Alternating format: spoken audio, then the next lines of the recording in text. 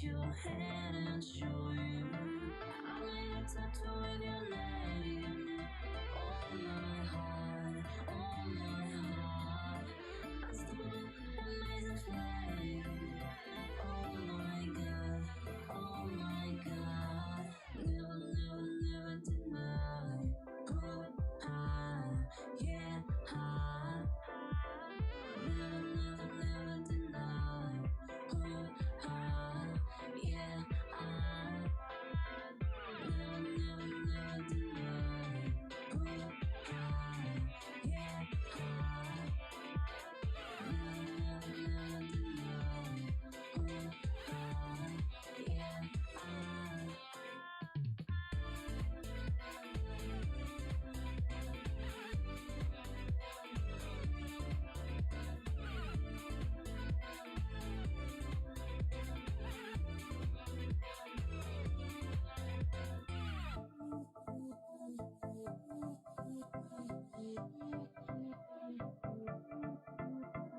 Honey, honey, honey, I know that we can touch the sky together. Honey, honey, honey, I know I will stay with you forever. I made a tattoo with your name on my heart, on my heart. Unstoppable, amazing flame. Oh my God, oh my God. Never, never, never deny. Good high, yeah, high.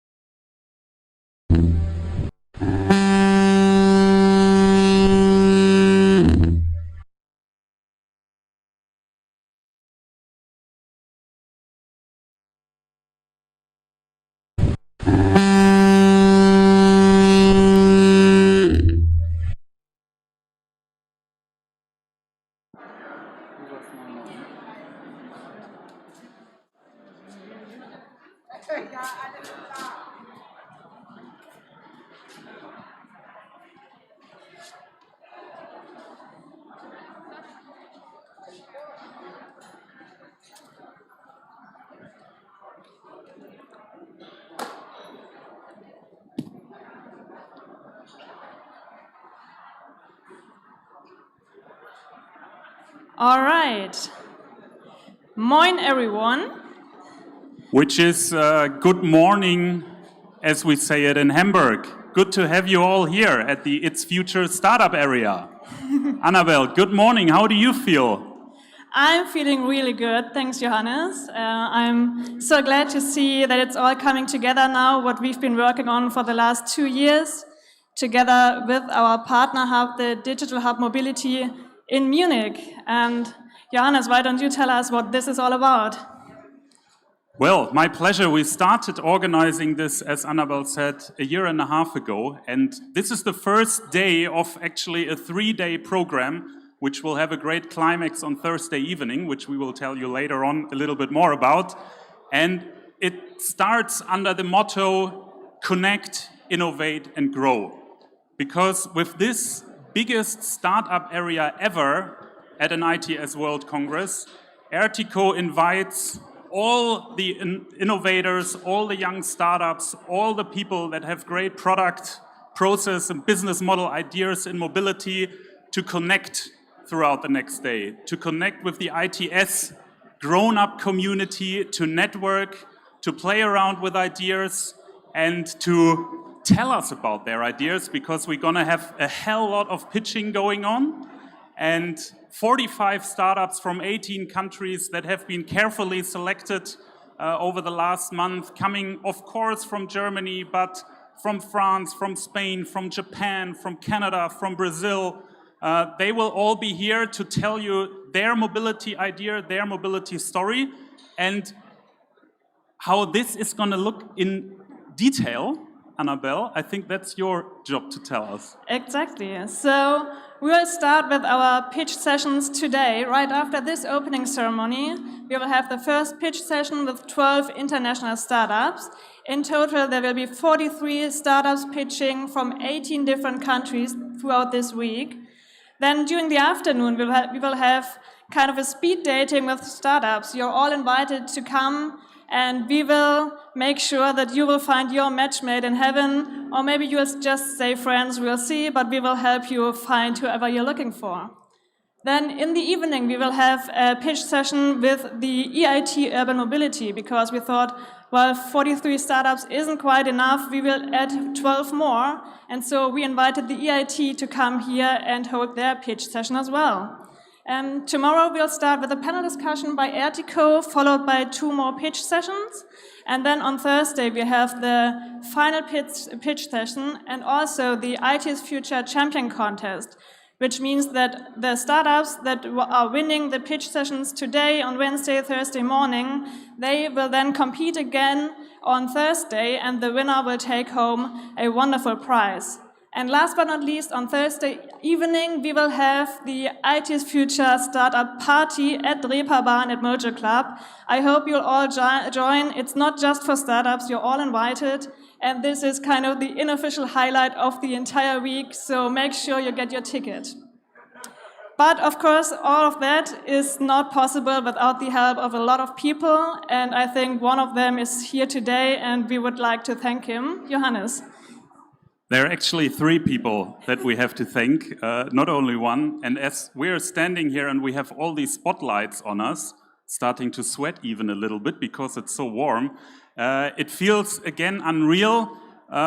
Somebody earlier said to me, it feels even a little bit like the Truman Show after 1.5 years, but it is real, and it couldn't be real without the support, the continuous support of 3 gentlemen and their teams, of course. And we would like to give the floor to these 3 gentlemen, starting with the city of Hamburg and our Senator for Economic Affairs and Innovation. Michael Westhagemann and his team has been continuously supporting the idea of bringing all of this to life. So, Michael, jump on stage. There's a microphone, and share a few words with us how you feel seeing all this. Yeah, Johannes, thank you very much. I would say you hear a little bit my voice. It's not in good condition, so I will make it very short. I'm really happy to have you here today, and hopefully the whole time.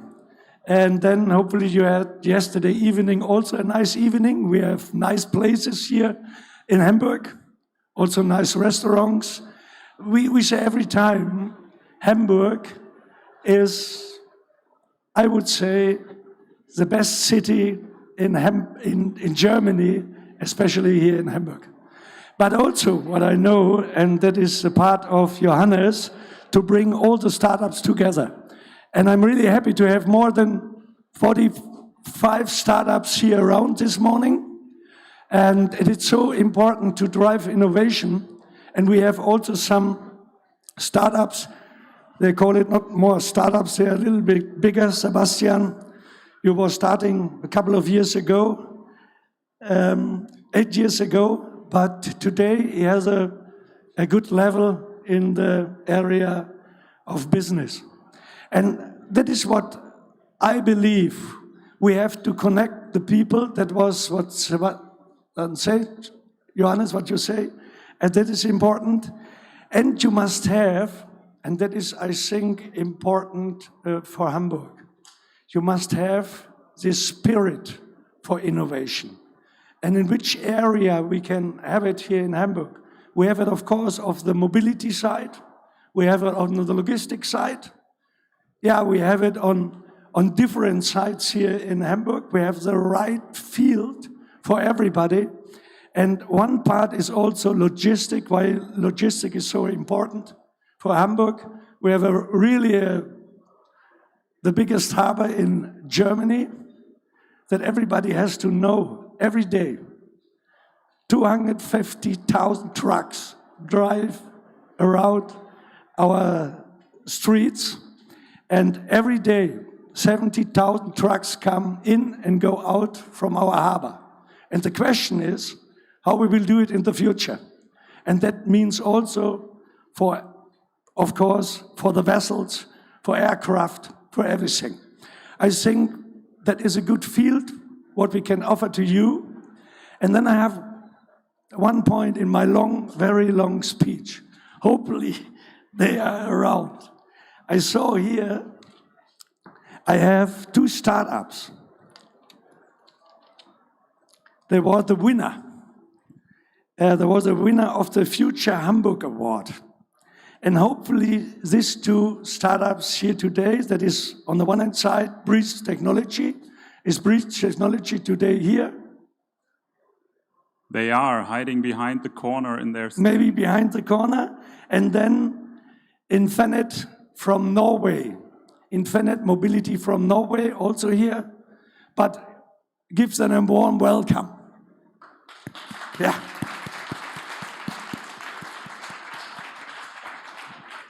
So, Johannes will say, make it short. I have it done. I see it here. And I wish you all together a nice time here in Hamburg. And hopefully you have a good, what we say in Hamburg, a good condition. While the evenings sometimes are really, really good here in Hamburg. You have to know this. And my last statement is, the weather in Hamburg is every time beautiful. So what we see this morning, it was yesterday, and if it is raining, doesn't matter. You have to feel you're free. Thank you very much.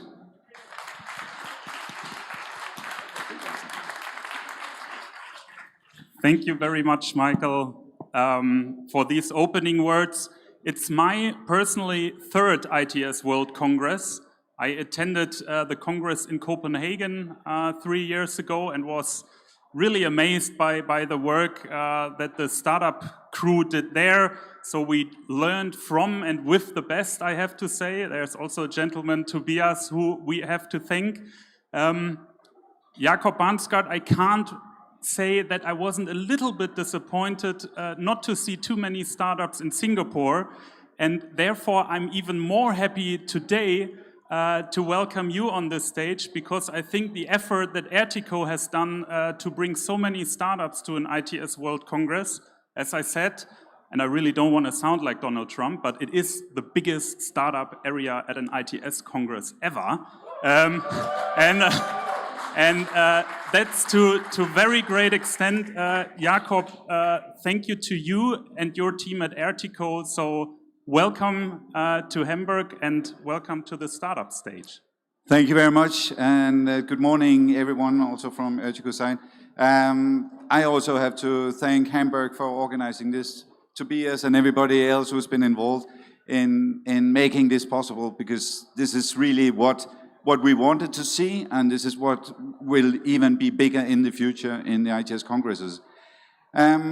I was a bit naive when I, some years back, said we need to do more with the startups. I thought that we had some incredible knowledge that the startups could use, and therefore we needed to do them this favor of bringing them on board on this journey of making mobility smarter, cleaner and safer in the future. Then I learned, of course, very quickly that it was actually us who could learn a lot from the startup community. And when we then saw the disruption of the mobility sector, when we saw all the new players moving in, we found out that we were actually the slow ones. We were actually the ones who had to learn to be more agile, who had to learn to connect to the innovation and to develop the future together with the innovators. So that is why we started our startup program in Ertico, and our last winner of our startup initiative is actually here, Brighter AI. I don't know if they have a stand there behind. They're not sitting here. But congratulations, Brighter AI. And let's give them an applause. We wanted to invite them to our startup event in Lisbon. Unfortunately, the ITS Congress in Lisbon was postponed till 23, and therefore we had the opportunity to invite them to Hamburg. So what are we going to do in the future to connect, innovate and grow? We are going to continue our effort to bring the startup community closer to our Ertico partners. And this, unfortunately, we have been put on hold for a period, but we are going full speed after when we are allowed to open up fully again. And last but not least, we are also going to provide some awards on Thursday, so you can look forward to that, those of you who are going to win these pitches. So continue to be in contact with us. You will see in the future for the ITS Congresses, we will grow also in the startup community at the Congress. And we welcome you to contact us and to be part of the innovation together with us and grow together with us. Thank you very much. Thank you very much, Jakob, and thank you very much, Ertico. As most people of you know and can see, if you work in the startup environment, it's common sense or a good tone to wear sneakers, put a hoodie on, and don't show up here in a suit. I learned that almost 3 years ago when a bunch of people from Hanover, a beautiful city a little bit south of Hamburg, came to the hub and said, well, you have a nice digital hub here. We want to start a world record during the Hafengeburtstag, the port's birthday. And these guys were also wearing sneakers, having a little bit longer hair. And I thought, okay, let's give it a try. And at the end, they actually brought some people from the Guinness World Record book over to our digital hub and managed to get this world record. That's 2.5 years ago, where they established the world record in collaborative routing. They are still around, and now all the 43 startups listen up. They've come a long way since, and they don't consider themselves a startup any longer, but they are still having their roots in our community and wanted to give back something to what started in Hanover and Hamburg a few years ago. So that's why I'm very happy also to see that he's still wearing sneakers. He hasn't grown up too much. Sebastian, the founder and CEO of Grassmasters, join me on the stage. Thank you very much, Johannes. Sebastian, and this has to be followed by a second applause. All of this would not have been possible if your colleagues, if Alexander and his team would not be continuously behind us saying, hey, we're gonna do this in Hamburg, we're gonna have the physical event. So everything that you see here is not just things for a good algorithm that connects cars, but to your team, to Graphmasters. Thank you very much. Okay. And maybe you tell us a little bit about what brought you here and where you'll go. All right. So thanks you again. Like Graphmasters is now for years with Johannes and his digital hub, and we're very proud also. Like, thank you too, that you have us all the time. Graphmasters is probably one stage further from the very first startup seed funding things, probably something that you would more call a grown up. And for quite a while, we seriously considered to being more on the other halls and having a huge booth and actually a quite huge exhibition with lots of stuff. But at the very end, we definitely decided to get it again with Johannes and the startups to be more in this vibe. Like I founded the company, and you know, who of you are who is a startupper here in the audience? Just raise your hands, please. All right, startup. So let me tell you something from my perspective, right? It's very important. Well, it's so impressive if you really meet people that really stick to an idea, and there's nothing more impressing things if people really want and see the things happening. Seeing people that really do and make things happening is more valuable, and you learn more and you create more value than you would ever expect, even if your ideas are completely lame, completely weird, or the most fantastic things you could ever imagine. It's always worth doing, because doing is the thing, and not sitting on the white table, round table, and just discussing and coming up with the idea why things are not working, which we often see in other contexts.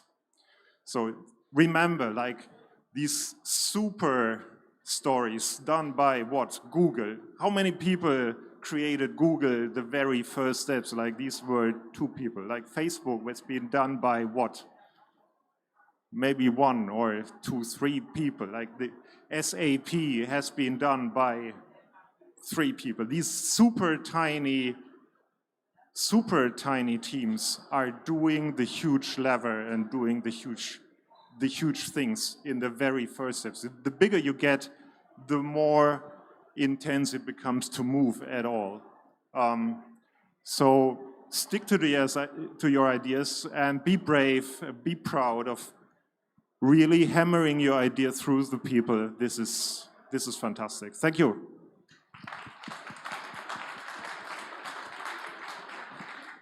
Thank you very much, Sebastian. We look forward to see you on Thursday evening and are grateful to have you here. Now, I have to look in that direction because there's a camera. I totally forgot to say hello, world. Hello, ITS viewers. Because after this 1.5 years, we wouldn't do a good job if we wouldn't go hybrid, right? So, hello, everybody. You can watch this whole startup area not 24/7, but whenever there's something happening in the program, also digitally. Now, I'm looking for my souffleuse, Annabelle. We've decided to try something completely new after 1.5 years. What could that be? I tell you, we let startups pitch. We've heard so many online pitches, we attended so many webinars that we thought maybe at the end of 2019, pitching again. But now we're fired up for the next 3 days to have startups galore from all kinds of mobility areas, from all kinds of countries, in all kinds of stages for you to sit and relax, get a free drink at our food and beverages truck just around the corner, and enjoy every day a couple of hours of innovative ideas being presented to you. You are the expert audience here. Nonetheless, we need, of course, in order to build up the competition a little bit, we need a qualified jury to observe all these startup pitches. And therefore, I would now like to welcome the jury, Simon and his crew. Simon coming from our Digital Hub Mobility in Munich. Give him a warm applause. So thanks a lot for being here. It was a great project together the last 2 years. Happy to be here and happy to be at a physical event and not at an online session. And we said moin, and you should probably say servus? Servus. Yeah, okay. Well done. Simon, I leave it up to you to introduce the jury, and then I'll take over again. Great. So we have Rolf Hellmann from Ertico, our great partner here at the ITS World Congress, and also Shambo Nakbal from the Funke Media Group, who will conduct the 2 minutes Q&A session and who will be great evaluators of the pitch session. So, Shambo, please, and also Rolf to my left side. And take care that you do not fall down from the stage.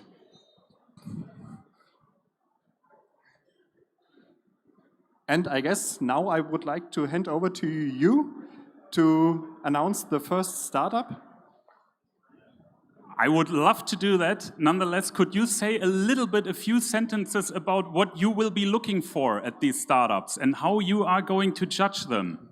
So, just by look and feel, or? No. We have, of course, 3 very objective criteria. So first of all, the relevance of the solution the startup provides. Does the startup provide a solution to tackle sustainability challenges?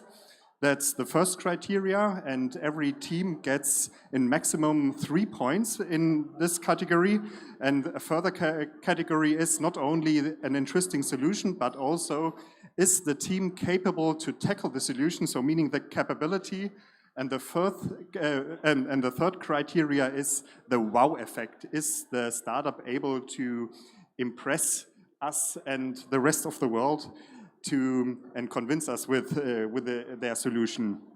And since we are obviously unable to cover all relevant criteria, there is a 4th category, namely the bonus point, where our jury members can give 1 extra point to bring the startup in the final session.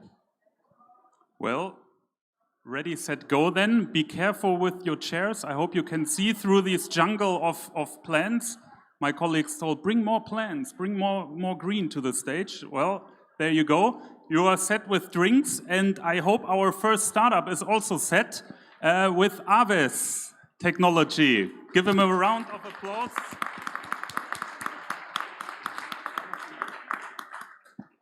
I'll hand you the microphone after saying that you got 3 minutes, and the clicker is handed to you by...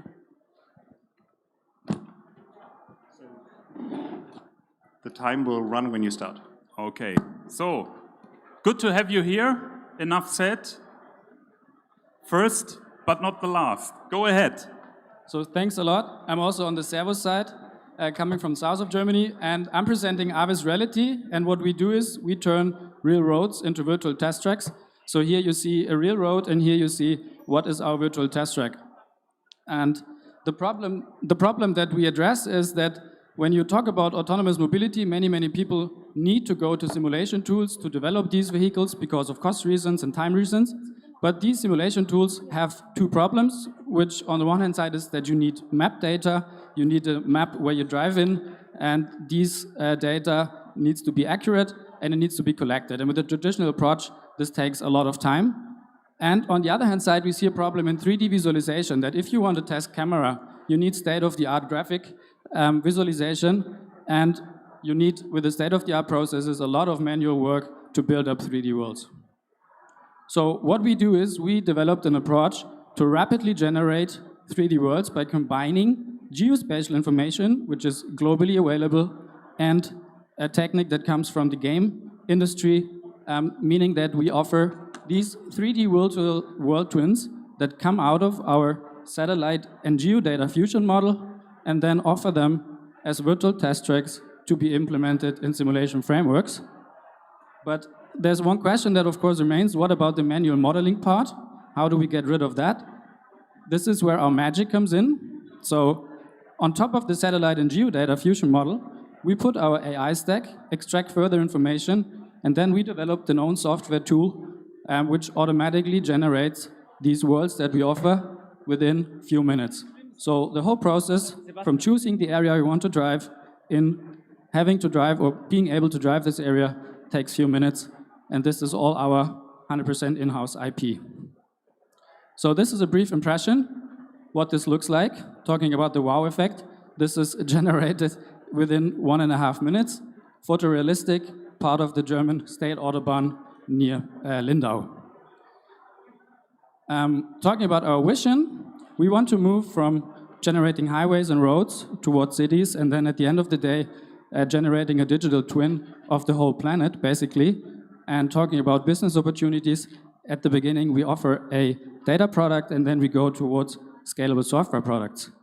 The market is B2B market, automotive simulation, which is rather big and has the advantage of having customers in Germany as well. Competition is quite rare. We are the only ones using AI here. And what we've achieved so far is we have a POC, we got funding by German government, and we grown our team to 3 members. We're currently looking for pilots and then further funding for the next years. And talking about capabilities, our team already covers the technology side with 2 people and me covering the business side, plus several advisors from research and science. And that's it. That's 3 minutes plus 5 seconds. Thanks a lot.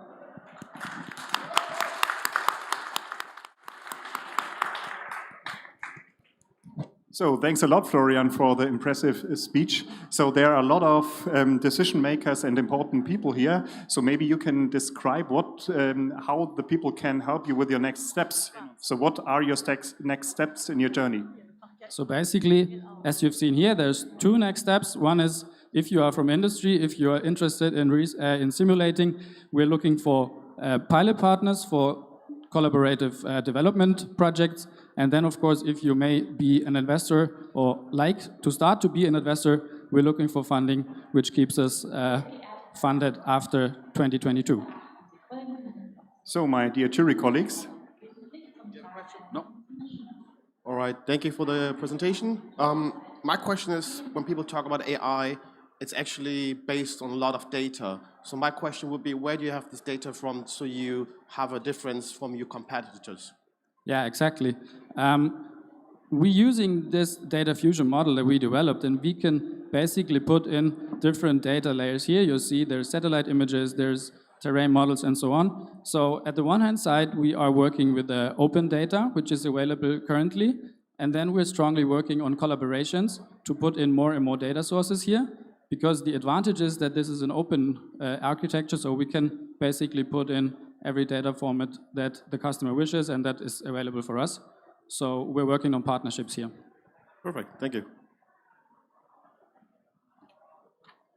So, are there any further questions from my jury colleagues? I guess no. So the time is almost over for the Q&A session, and now I would thank you again for the interesting speech and give the word to the moderator, Johannes, again. Thanks a lot. Thanks a lot. So the first one is done, and I think he did very, very well. Somebody just said to me, well, you managed to bring a lot of plants on the stage, and you also managed to bring a lot of male participants to the stage, which is true, of course, but I can assure you, whenever you come by the pitching area throughout the next 2 days, this will not be the normal scene. We have many, many interesting ladies telling us about their innovative ideas. My colleagues Annabelle and Eileen will take my role throughout the next 3 days as well. So not only plants, not only male, but also female ITS community being up on stage here. So the next startup is a startup that we at the Digital Hub also follow over the last years already. They have made impressive steps forward. And I welcome Duck Train. Hello. Mark, the next 3 minutes are yours. Thank you. Okay. Yeah, let's start. Please think how you get to the last parcel. First of all, I want to show you 3 facts about the last mile delivery. The segment of urban delivery is growing very fast. You saw like COVID was a quite big booster, so until 2030 there will be a growth of 250%. Fact number 2 is, like the last mile is very expensive. More than 50% of the total logistics costs are created in the mid-mile and in the last mile. And the third fact, the urban road structure and the government and the society want environmentally friendly solutions for this part of delivery. So how is it done now? Most of the time with vans, but they are parking in the second row and they are stuck in the traffic most of the time. On the other hand, there are like sustainable solutions like cargo bikes, but they have a low payload and you need micro hubs for them because they have this low payload. Our solution is to combine the benefits of the cargo bike having a low footprint and being lean with the benefits of the van, carrying a lot of volume. So we even invented Duck Train. One of our vehicles is called Ducks, and with combining up to 5 of this duck, we can have a Duck Train who's carrying the load from the logistic hub outside of a city into the city center. Into the city center, we can deliver a door-to-door delivery with a postman or a postwoman, or let the ducks stand there as a mobile locker box. We have a product roadmap by step. At the moment, we have since March the trailer duck. Next year, we will write the follow me duck, and 24 we will release the auto duck. We have a strong team with a strong background of vehicle development and automotive software development. We have around 24 people in our team, and most of them are students, like 14 student workers at the moment. And at the moment, since March, like I said, we are testing our prototype in Aachen, and from tomorrow on, you can see us on the demo area in V2. Thank you. So, thanks a lot for your speech. So my first question is, why do you follow the approach with I would say it mother duck, so a bicycle driver in the front? So when do you see the possibility to run the train without someone in front riding, and what are the reasons for going this path? The reason is like in the parcel delivery, when you imagine like old people, they are not able to carry a 30-kilogram parcel from when they live in the 3rd floor. They don't want to go down and get the package from an autonomous packing station and left this by their own. So there is most of the time a need of a person who is carrying the parcels, and like we do for the people who don't need someone like who's carrying their parcel to their door, there's like a locker box who is mobile, so you can get your parcel by your own. Okay, so to have both the intelligence for driving and also a face to the customer. Yes. Okay, thanks a lot. To be more convenient for the customers. Yeah. Super. My dear jury colleagues, do you have a question? Is there a limit of what you can deliver? Can you repeat it? Is there a limit what you can deliver, like size, weight? Yeah, like we have one duck can carry to 300 kilogram and a volume of 2 cubic meters. So when you imagine 5 of them, that's 10 cubic meters and around 1,500 kilograms. Thank you. I also got a question. So what is the speed of the duck train or the duck train? So like you see, it follows a cargo bike or it can follow a person, so it depends. When you follow a bicycle, it's like 25 kilometer per hour. If you follow a pedestrian, it's 6 kilometer per hour. Perfect, thank you. Good, Mark. Thanks a lot for the interesting speech. And now I would like to give over the word to Johannes. Applause. Hello. Thank you very much, Mark. I saw an interesting documentary on the weekend about a Norwegian designer designing autonomous ferries that travel around in the Norwegian fjords and the port of Oslo. But there's a startup from Norway that is also designing other cool stuff, such cool stuff that they were actually the winner of the Hamburg Future Award earlier this year. And Infinite Mobility has the next 3 minutes to show us what they're doing. Welcome on stage. Thank you. Okay, here comes the sun. We're a Norwegian manufacturer for lightweight solar electric tricycles. In 1950, the average weight of a vehicle was 500 kilograms and it consumed 4.5 liter in 100 kilometer.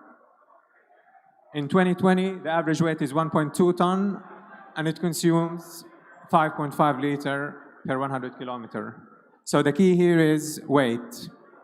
So what we designed is lightweight, 400 kilogram, 3 meter by 1.5 meter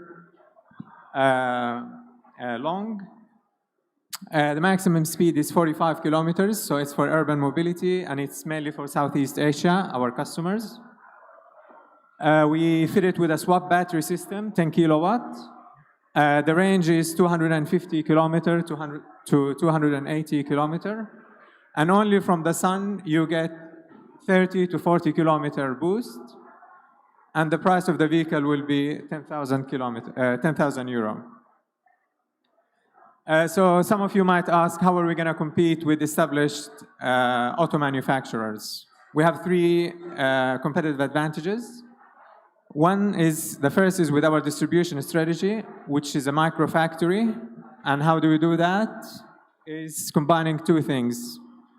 Franchise from McDonald's. Oops, something went wrong. Yeah, sorry.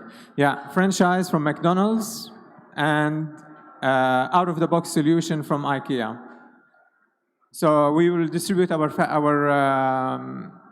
our distribution will be through micro-factories, franchises. And then we also have a swap battery system, which is other companies are not, let's say, prepared for this. And also the solar PV, that's something that's going to come in the future. I think in 5 years, a lot of vehicles would be on solar. We're a team of 11, multicultural with strong background education and business experience. The CEO is Moise with PhD. Myself, CEO and CEO with a master in supply chain management.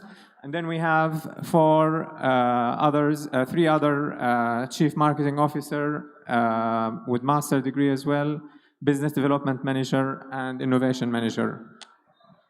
Plus, we have 6 technicians. Achievement so far, we're one of the 3 winners of the Hamburg Award. We have already set up a small workshop for prototyping. We have a pre-order and letter of intent for 500 units. 90% progress on the prototype. When it comes to our incubators, we are a member of the Plug and Play. You have to come to an end, please. All right, yeah. Sure, yeah. I'll just jump quickly. One of our partnership is Fontana Group, which produces aluminum body part for Ferrari, Lamborghini, and Rolls-Royce. I will jump to this quickly. So what we're asking for is 1.5 million seed funding to produce the 500 units for our pre-orders. Thank you. Yeah, so thanks a lot. Thanks. So you started with the problem that the cars get heavier and heavier, and people obviously like to buy, for instance, heavy cars, SUVs. How would you convince someone who tends to buy an SUV to buy your vehicle? Yes, our vehicle is a 3-seater, so it may not fit them, and it's mainly for urban mobility. For Europe, most people like, when we did the market survey, most people like 4-wheelers, which is for us, it's coming in the future, in 2 years, but we will enter the market with the 3-wheelers because it's still hidden market. Yeah. Thank you. My jury members?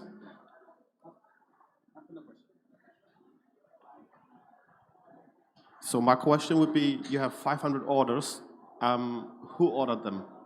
Sorry? You have already 500 orders. 500 orders, yeah. Who is the one who ordered them? Most of them are from India and the Philippines, and some from Turkey. So most of them are end customers. Private entities or end customers? End customers and 3 different companies. Right. Okay. Yeah.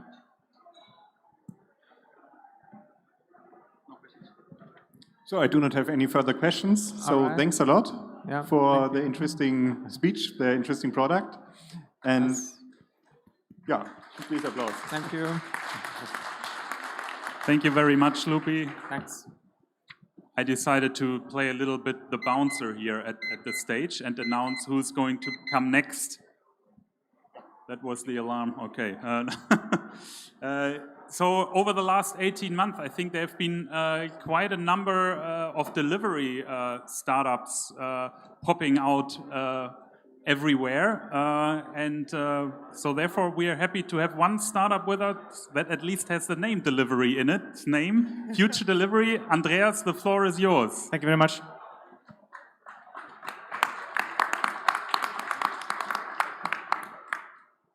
Can I start? In our view, drones are the future of logistics. They can be automated, they can be quick, they can be cost effective. But most importantly, they are able to fly from an out of storage.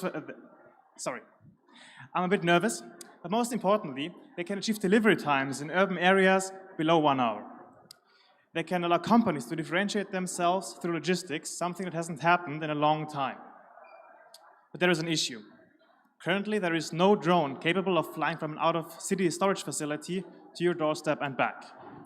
The 2 main types of drones have their limitations, and the hybrid models are unable to excel in any criteria. In today's logistics world, you use different types of transportation to leverage the individual strength of each type. We want to do the same thing with drones. We want to be able to use the strength of the different drone types for the ultimate logistics solution. We want to leverage the long range and high carrying capabilities of a fixed wing and combine them with the ability of a multi-copter to land at your doorstep. We want to enable exchanging packages between drones in flight, saving time and energy. This allows us to deliver packages long range to your doorstep. This allows us to deliver goods to you or your customers and at the same time pick up their returns. Just imagine a car plant needing a replacement part from an offsite facility. You can get the parts quickly and return the broken part back to the vendor without being constrained by traffic. A true revolution within logistics. And this is only one of the many applications of our technology. We make this possible by developing an innovative coupling mechanism to connect the best things of those 2 drone types. For our next step, we are seeking your support.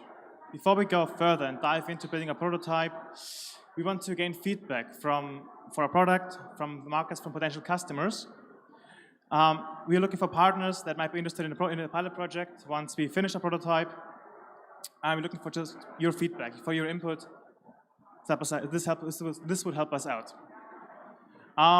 If you want to help us out, give us some time, either to dive a bit deeper into our technology, either at their booth or via this QR code here. You can give us feedback via a form. For more information, visit our website. If you have some time, please go ahead, give us feedback, whether it's good, whether it's bad. Any feedback matters to us. Thank you very much. With that, I will hand over to the jury.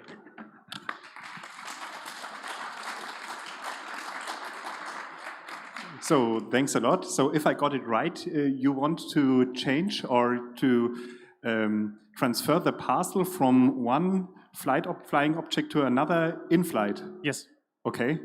And so did you already tried something comparable to that? So I can imagine that it is quite complicated. Well, it's also quite costly. Yeah. So far it's only like we only done like the theoretical analysis and simulations for it, because building this and getting everything set up takes quite some time. So far it's only been done in theory, but the next steps will be in the hopefully the physical object. Do you have a roadmap when this proof of concept will take place? Probably next year. Next year. But it depends on if someone says, hey, I want to invest, then obviously it can go quicker. Okay. Thanks a lot. I was also asking where you are currently, what the status is of your ID and how you can... Yeah, so we did like theoretical analysis, theoretical simulation, and that's done now. And now we're looking after the fair to build the prototype. Thank you. I guess I answered the questions too quickly because right now it seems like we still have a minute time, so... Yeah, maybe I have a further question. Are you in contact already with some possible customers? So who is your target market? Well, that's kind of the question, because usually normal startups test your product early and quickly, right? Which is kind of hard because the technology is still like quite far out. So far we haven't had the chance yet. But if you think this product might fit for your industry or doesn't fit for your industry, please come up to us, tell us this so we get more information about where it's applicable. Yeah, maybe one good idea is to talk to people in the field of drone defense. So if you can catch a parcel in the air, you can also catch another drone. Yeah. Yes, that's the idea. Thank you very much. Yeah, so thanks a lot for the interesting speech, for the very interesting impressions. And thank you. Applause, please. Thank you, Andreas, for this interesting presentation. Jury, all good? Still going strong? Very good. I hope everybody of you as well, because mobility and logistics, it's not just only cars, planes, ships, bicycles, it's a hell lot of stuff. Different modes of transport, different modes of mobility and logistics. So why not welcome Michelle to the stage with her startup Modility. Not mobility, Modility. Michelle, the next 3 minutes are yours.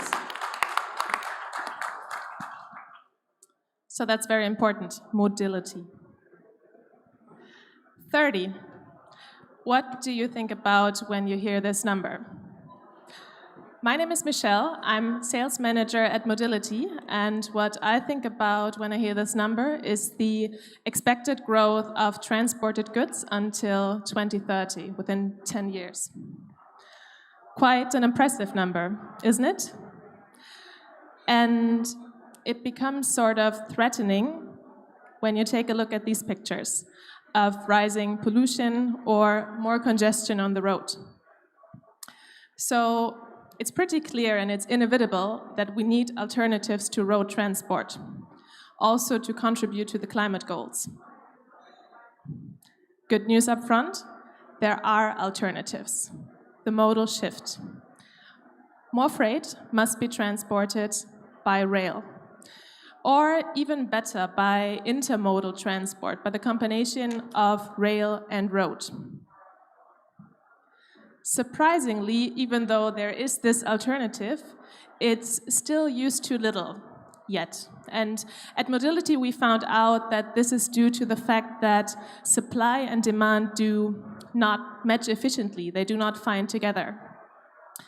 This is due to a lack of transparency of an overview of rail connections or the complexity of booking an intermodal transport. And also because there's too little digital solutions. Until now, the solution is Modility. Modility as a matchmaker for supply and demand. We are a digital marketplace for the intermodal transport, and we offer a quick overview of rail connections for the freight forwarder with a direct booking option with prices and capacities. For the operator, it's a new sales channel for his rail capacities. And all in all, it's very intuitive and easy to use. Let's get more specific. How does Modility work? I'll give you an example. A freight forwarder has a transport need from Hamburg to Augsburg in the south of Germany.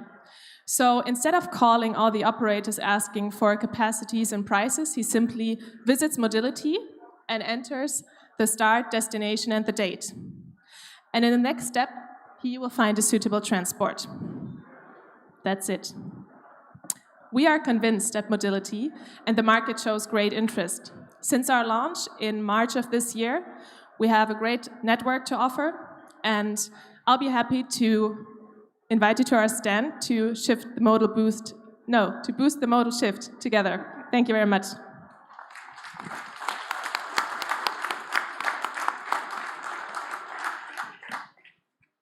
So thanks a lot. Do you see any obstacles from a regulatory side to let your market grow, to let your company grow? Currently, I wouldn't see regulatory obstacles. It's more the mindset that has to change.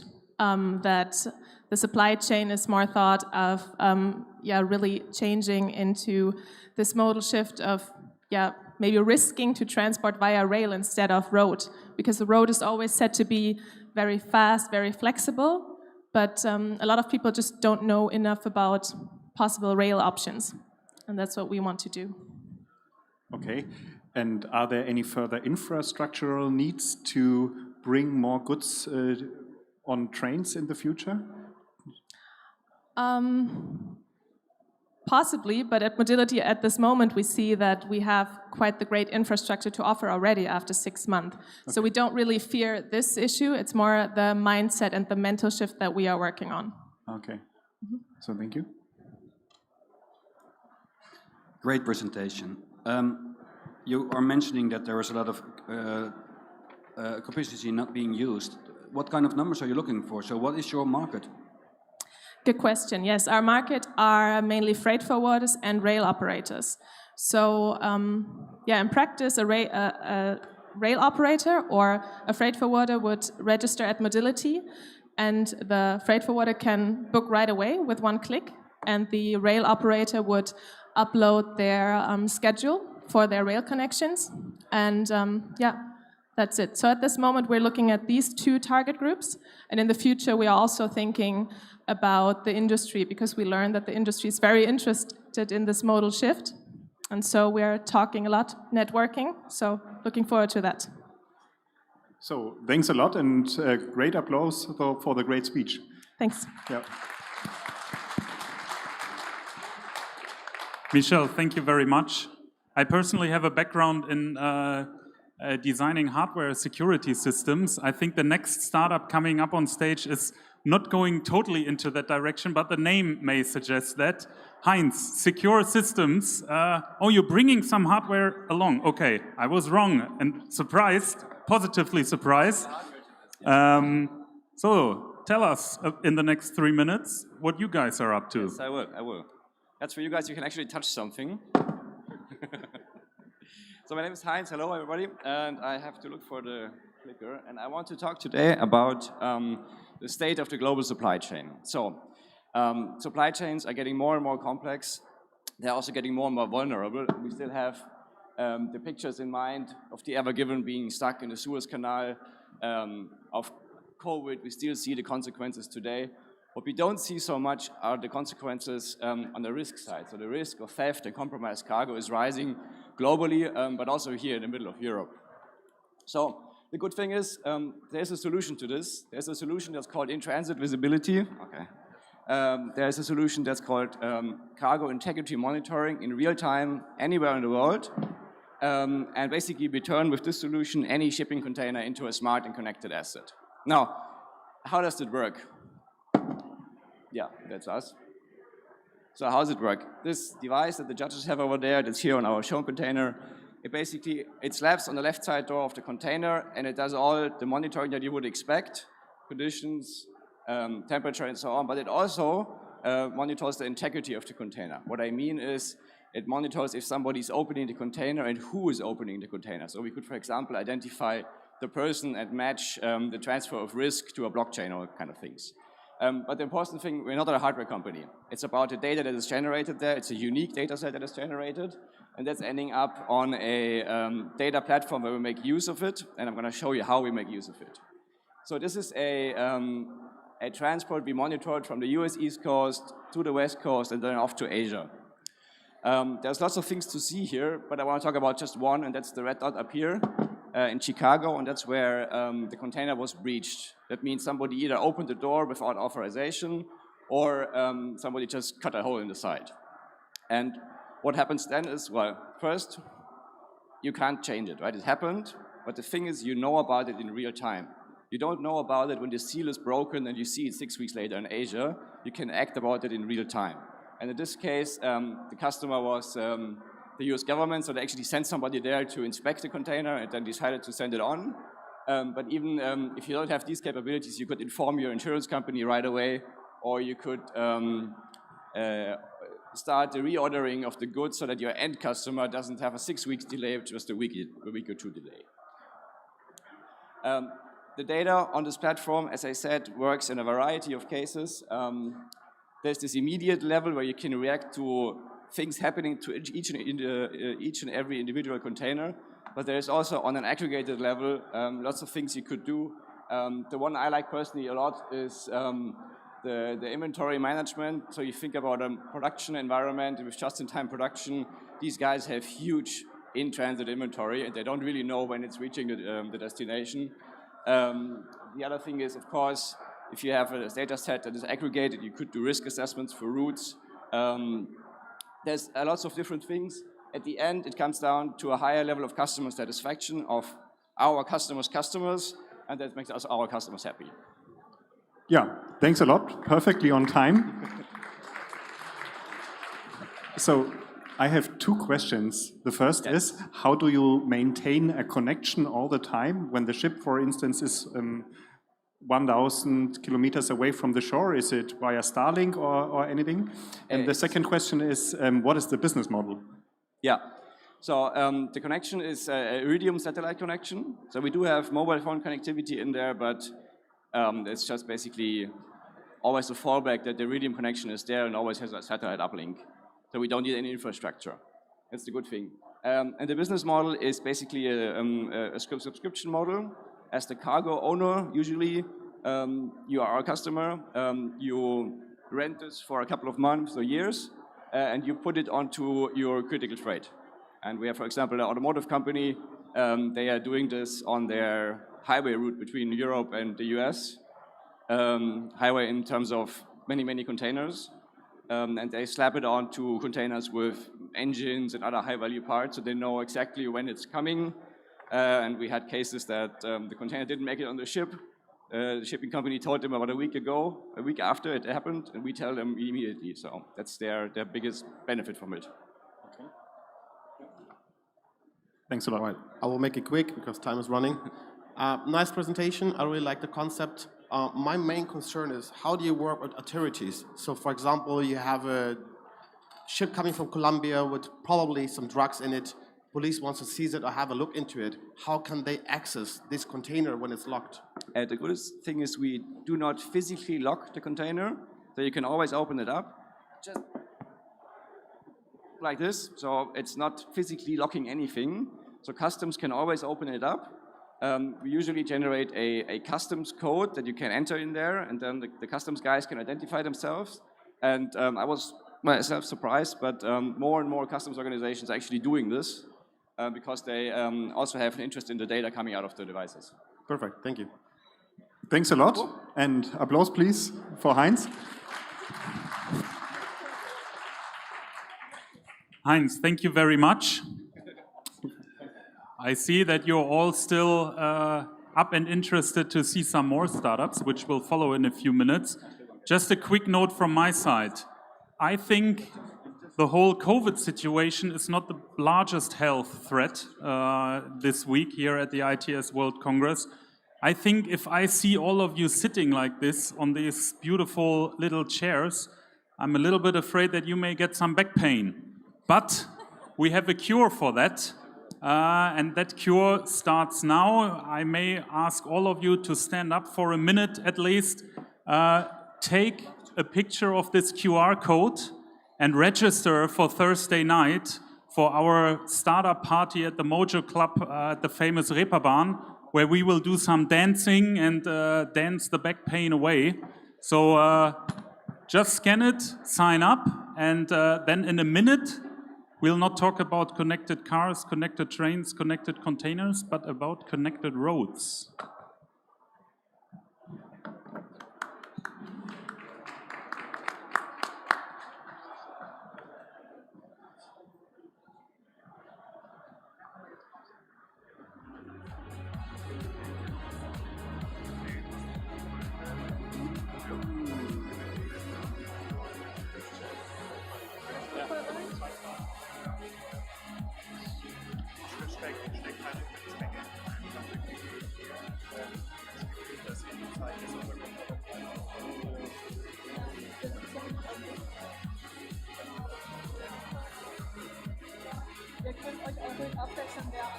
Space is limited at the startup party, so sign up. We have free drinks, we have free music, we have free startups, we have free ITS professionals, so we're looking forward to see you there. And I'm looking forward to the upcoming startups that are now going to pitch. I'm curiously looking to my colleague, Annabelle. Are we ready to continue? Yes, thumbs up. I already said, in mobility and intelligent transport system, there's lots of talk about connected cars, connected vehicles. The next startup is called Connected Roads. So I'm very curious to hear what Connected Roads will have to tell us in the next 3 minutes. The floor is yours. Thank you. Good morning. My name is Jannis Köstermann, and together with Henrik Hoppmann, I have founded Connected Road. Connected Road is a startup inside a corporate, and we are funded by the Volkswagen Innovation Fund 2. Our goal is to digitalize traffic infrastructure. We have seen that cars have turned into computers on wheels, full of sensors, cameras, and connectivity. But the infrastructure that these very cars are moving in often still looks like 70 years ago. Now, why is that a major problem? Because we are at a critical junction right now. The number of car accidents is already incredibly high, but in the near future, we will see more and more assisted or even autonomous vehicles on the roads. And that means shifting responsibility from drivers to manufacturers. With smarter infrastructure, we can already reduce the number of accidents today, but we can also pave the road for autonomous vehicles of tomorrow. Now, how are we doing that? We do not need to invent a new technology. We are using Car2X because there are already hundreds of thousands of Car2X users on the road in Europe. And if we can put a Car2X module into all of these cars, we can also put a Car2X module on top of road signs, e-scooters, and whatnot at a reasonable price. And we are developing this module. Our first product group is already in the pilot phase. We equipped traffic flashlights with the Car2X module, and if a driver is approaching a crash site where this traffic flashlight is positioned, the driver will be alerted early and even without direct line of sight. And we are also equipping emergency vehicles. Again, if an emergency vehicle is on crossing routes with a passenger vehicle, the driver will be alerted, and he can even see from where the emergency vehicle is approaching. That helps to prevent accidents, and it also helps to clear a corridor for the rescue team. For all of that, we do not need special complex test vehicles. We are working with production vehicles, and we are no longer planning or researching, we are already testing right now. And in the last 2 years, we formed a great team, but we also started working with specialized companies where we received great support, not only on the project level, but also on personal level up to the highest managing ranks. Now, more and more partners are coming on board, fire brigades, insurance companies, manufacturers, just to mention a few. And if you would like to retrofit your product with our module, or if you're interested in working with us in any other way, then please come talk to us at our booth over there in the middle. Thank you very much. So, Yannis, thanks a lot for the interesting speech. So my first question is, which communication standard do you use for the Car2X communication? That's Wi-Fi, automotive Wi-Fi, WLAN-P, as we say in German, or ETCG5, so direct local point-to-point communication. Okay, thanks a lot. My colleagues? Yeah, nice presentation. Maybe you already told it, but so what is needed to make the city or the streets of Germany safe? In our case, all that is needed is a small module, which you can put basically everywhere. We are starting with this use case and put it on fire brigades, rescue vehicles, or these flashlights, because that is a use case which is already understood by current production cars. But for the future, there are many more use cases which can be made possible with such a module, because it's very versatile. So if we come up with further use cases, not only safety, but maybe also comfort, like parking, we do not want to reinvent the module every time, we want to reuse it. So you could also give it to the authorities so they can get a signal too, so there's an accident, so you don't have to call and save time. Absolutely, yes. All right, thank you. So do you have a further question? Or maybe one question from the audience? Please? What is the price of the module? Pardon me? The price? Oh, I can't give you an exact number right now, but because we are looking into learning from how we put it into the cars, we are looking at larger numbers and scalability effects, so that we are hoping that we can reduce the prices of these modules drastically from what we see today, where they are more in a state of test equipment. So at the moment you can already acquire Car2X modules, but they are way too expensive to put them into such a product, and that's the tackle that we are taking. Good, thanks a lot, great speech. Thanks for having us. And applause please from the audience. Thank you, Yannis. Simon, that's actually a very good idea you had there. Questions from the audience. So whenever you feel like asking a question, just point your finger at Simon. Having said that, I think all startups are doing great in keeping us enthusiastic by sticking to the 3 minutes, really. There hasn't been a startup that has broken that rule, and I think the next one will also not do it because they carry the 3 in their name. D3 Technologies. Binish, welcome to the stage, and looking forward to your 3 minutes. All right, let's hope we stick to it. Flying started as a dream, ripe with possibilities of what going through city skies would mean for humanity and progress. Then it became an adventure. Slowly, a luxury for those who could afford it. Today, however, flying is simply a commodity. But think about it. We don't want flying in our city skies to be a luxury or an adventure. We want it to be safe, and we want it to be accessible, because we believe everyone should be able to fly, whenever and wherever. But flying, as we know today, will not be the same in the near future.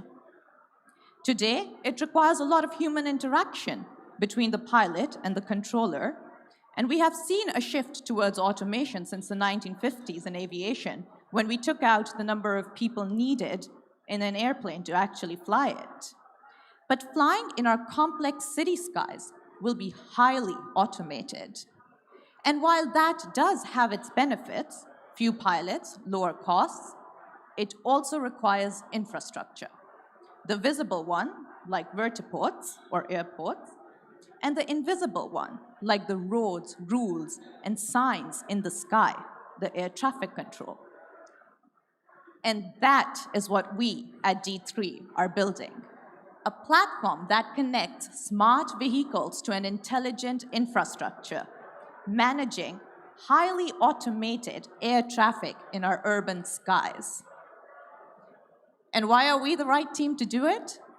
Well, our founding team alone brings in over 50 years of experience in aviation, building complex avionics systems. So not only do we have the expertise to build a safety-critical system, we have the passion to back it and make it accessible for everyone.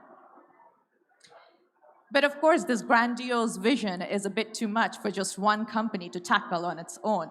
So we partner with other technology firms, as well as cities and metropolitan regions who aim to build an advanced air mobility ecosystem, as well as with air vehicle manufacturers. So engage with our vision, partner with us, visit us at our stall, and help us build safe roads in the skies. Thank you. So, Binish, thanks a lot for your inspiring speech. So, did I got it right that you would make air traffic controllers unemployed on the long run? Well, sort of, but we would also hope that there are, because cities are involved, that there are reintegration programs for air traffic controllers. But within air traffic control, I think aviation, they will always have a space, at least within the next 10 years. Also, it's a bit foolish to assume that in the next 5 years we would completely take them out. It will be a process that will continue till 2030, and then by then it will scale. But we believe, yes, automation will be the only way that this will become a commercial, feasible operation. Okay, but I definitely wish you a high market share in the future. We hope so too. Yeah. My colleagues? Yes, great presentation. How about the regulation? Because once you made the safe roads in the sky, who's going to regulate it, and what are your boundaries there, and how can you solve it? So I think that's your main issue. Right, so of course, depending on which regulation you look at, FAA versus EASA, they all have at least the use-based regulation for drone operations in the skies. And we assume, like, in the next 5 to 10 years, after air vehicle manufacturers like Volocopter, Lilium, they certify their vehicles, which are eVTOLs, that slowly operations will also get certified. But yes, it will take time, and it will be an iterative process with which we will slowly take out the pilot. So first it will be remotely piloted, so we would reduce the number of people needed to control an air vehicle, and then eventually through simplified vehicle operations we'll go on to automated ones, and by then there will be regulation for that too. So, super. Thanks a lot again. Thank you. For the great speech and discussion, and applause please from the audience. Thank you, Binish. So the next startup comes from a place or a city which just exchanged their chancellor. Thanks God, Markus from IoT Baseplace didn't change anything in coming here to Hamburg. Give a warm applause from Vienna, Markus with his IoT Baseplate. The 3 minutes are yours.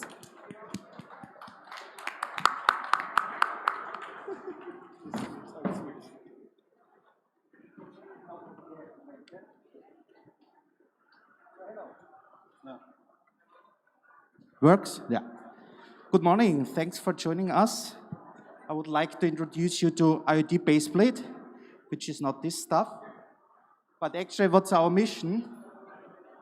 Road traffic digitization is everywhere. So actually what we need, or what we want to provide, is more digital data for important events, especially temporary. So there is a lot of data going on. And actually, what is important is that we are providing quality data. So what is actually the way of doing that? You can have a lot of systems which are doing this, which have island solution, which is providing data A, B, C, D. So what is actually our idea? Is doing IoT Baseplate. Everyone knows this.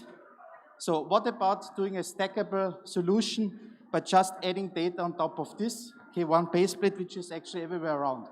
Construction sites, cities, and so on. So that's actually our aim, to provide enough data to improve safety, efficiency, with one modular system, which is always the same. So we are actually adding sensors from the market. We are adding CPU, we are adding connectivity. And based on the use case, actually this K1 Baseplate can be modularly configured in order to improve the situation on site. So what can be actually done with it? It's basically usable for digitalization of construction site. It's being able to integrate actors like LEDs to provide safety-critical information. It can be used to do temporary traffic analysis, especially in events when I need it, yeah? For 2 weeks, for 3 weeks, and so on. And everything is modular, so that means everyone is having such things in stock and can actually add functionality to this K1 faceplate, which is known already on site.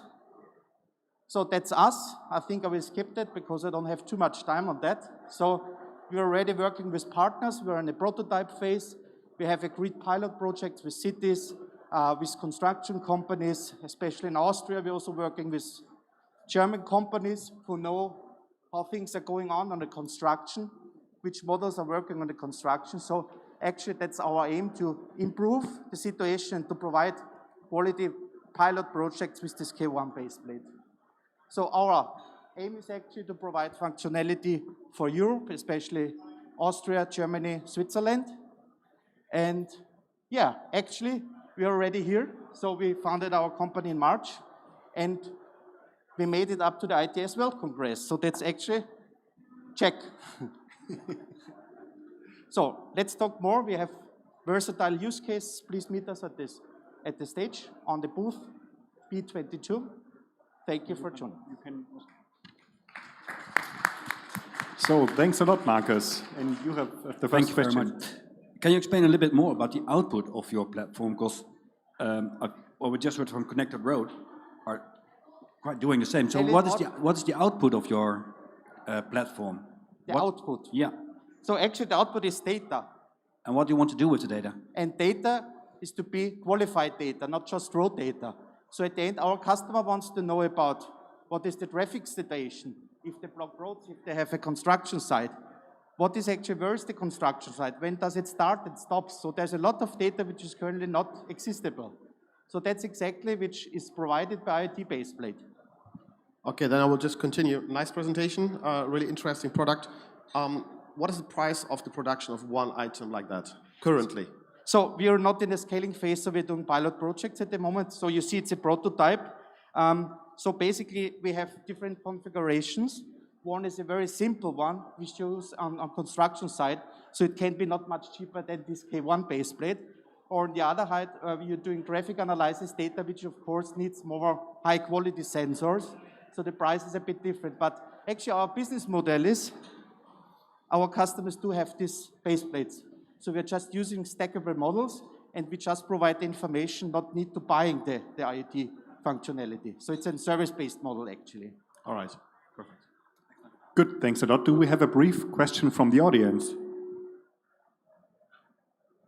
No, not for now. So maybe a question from my side. Which communication standard do you use? So between baseplates, we're using a low power ISM communication, because if you talk about temporary systems, of course we are a retrofit system, so we don't have power. We need to sustain a long period, so we're using low power protocols. And to the backend, we are open interface, so that means we don't have our own system, our own cloud, so we are providing data to backend system, either if it's LoRa, if it's narrowband IoT, it's just modular, yeah? Good. Thanks a lot for the interesting contribution. And applause, please, for Marcus. Thank you. And I give the word to Johannes. Thank you, Marcus. A quick word to the audience watching us from around the world, Germany, Europe, wherever. I hope you're still with us. It's a good program, isn't it? No advertising blocks on TV, just one startup after another. So keep with us. We are not done yet, because data, roads, data analytics, you need a lot of intelligence, and maybe you need a little bit of artificial intelligence to look at our roads. Ronnie from Roads AI is next up on stage and telling us in 3 minutes what they are doing. Ronnie, floor is yours. Hi. Hello, everyone. Thank you. It's exciting to be here. For over a century, we have built and designed our entire driving ecosystem around our superior human intelligence and our unique ability to socially interact. Now, if we want to wake up in the morning, get into a vehicle and ask it to take us to the office without driving it, this is already solved. we can take a taxi. Automation is not about creating personal and private space for commuters. It is about improving the network performance. But robots, they don't know how to mingle, and they do not know how to negotiate with human drivers. Take merging, for example. It is considered one of the most complex driving tasks. Why do we drive in the middle lane? Why don't we, would it be better if we move to the left lane and clear the lane for a merging truck? Would it be better if we drive 85 instead of 75? We don't really know. Our context awareness, our understanding of the unfolding driving situation is limited. We are practically guessing. When we are driving, we drive in a see and avoid concept. We build our self-awareness, which is basically trying to avoid a collision, and this is where level 2 ADAS is really helpful. But since our context awareness is limited, our driving decisions are suboptimal. Now, what happens when you take the human out of the loop? Who takes responsibilities over the tasks in the driving process? The common approach is it's the vehicle, it's the OEM taking the entire responsibility for the entire driving task. But the fundamental problem remains the same. Human or robot, the vehicle context awareness is limited, and the driving decisions are suboptimal for the network performance. We argue that a different distribution of responsibility is needed. We argue that the infrastructure should step in. It can build better context awareness and generate optimal driving decisions. This will create immediate positive effect on the network performance, and it will be critical for the deployment of automated driving systems. Our first product, the ITGS, will be deployed at challenging points on the road network, and it will generate optimal driving decisions and will transmit those to specific vehicles. This will allow us to change the driving mode from see and avoid to intelligent guidance, and will allow for the paradigm shift from human drivers to automated driving system. This is infrastructure enabling autonomy. Thank you. So perfectly on time. Thanks for your speech. So my question is, where is your system running? So will it be on the car, in a cloud, or in the infrastructure? It is the infrastructure. It is an infrastructure-based system, and the idea is to consider the network needs, not the individual vehicle needs. Okay? So if you think about a challenging spot like a merging place, as I just pitched, you don't really know what is optimal. Not for you and not for everybody else around you. So the idea is to generate a collective perception of the situation and generate an optimal driving decision for the network. So the brain of the infrastructure? Yes. Okay. So the data is created, it's displayed for the driver, but it's not interfering how the driver actually reacts. So there's no connection between the car and your system, right? The driver can listen to it, but it doesn't have to. Exactly. The entire concept is built on voluntary compliance. If you're in a hurry for a meeting, you will probably not a good user. But if you are a more stressful driver, or you are listening to a tune on the radio or on a phone call, just now I will take off your attention. I will help you. Just drive in 70 in the middle lane. More relaxed driving for you. Better for the network. Okay, then one last question. Who's your target? First step is the road operators, toll managers. Next step it will be automated driving system fleet managers. All right. They will need this kind of guidance in order to deploy safely. Perfect. Thank you so much.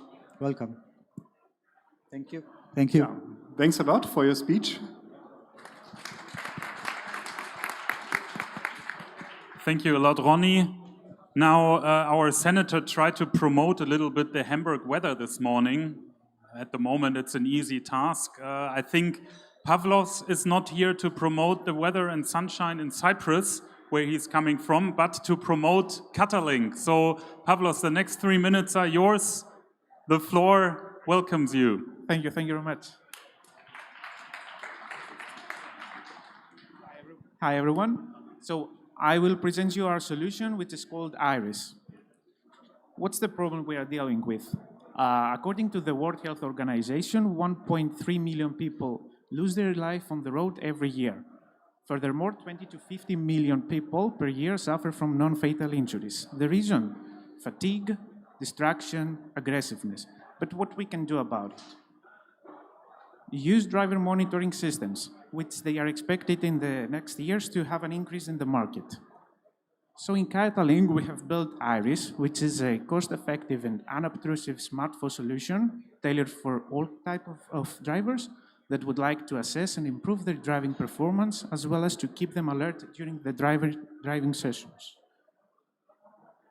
Our solution, we have started at 2019, where we had our initial idea of having a GMS available to all types of vehicles and users, so we performed our market analysis.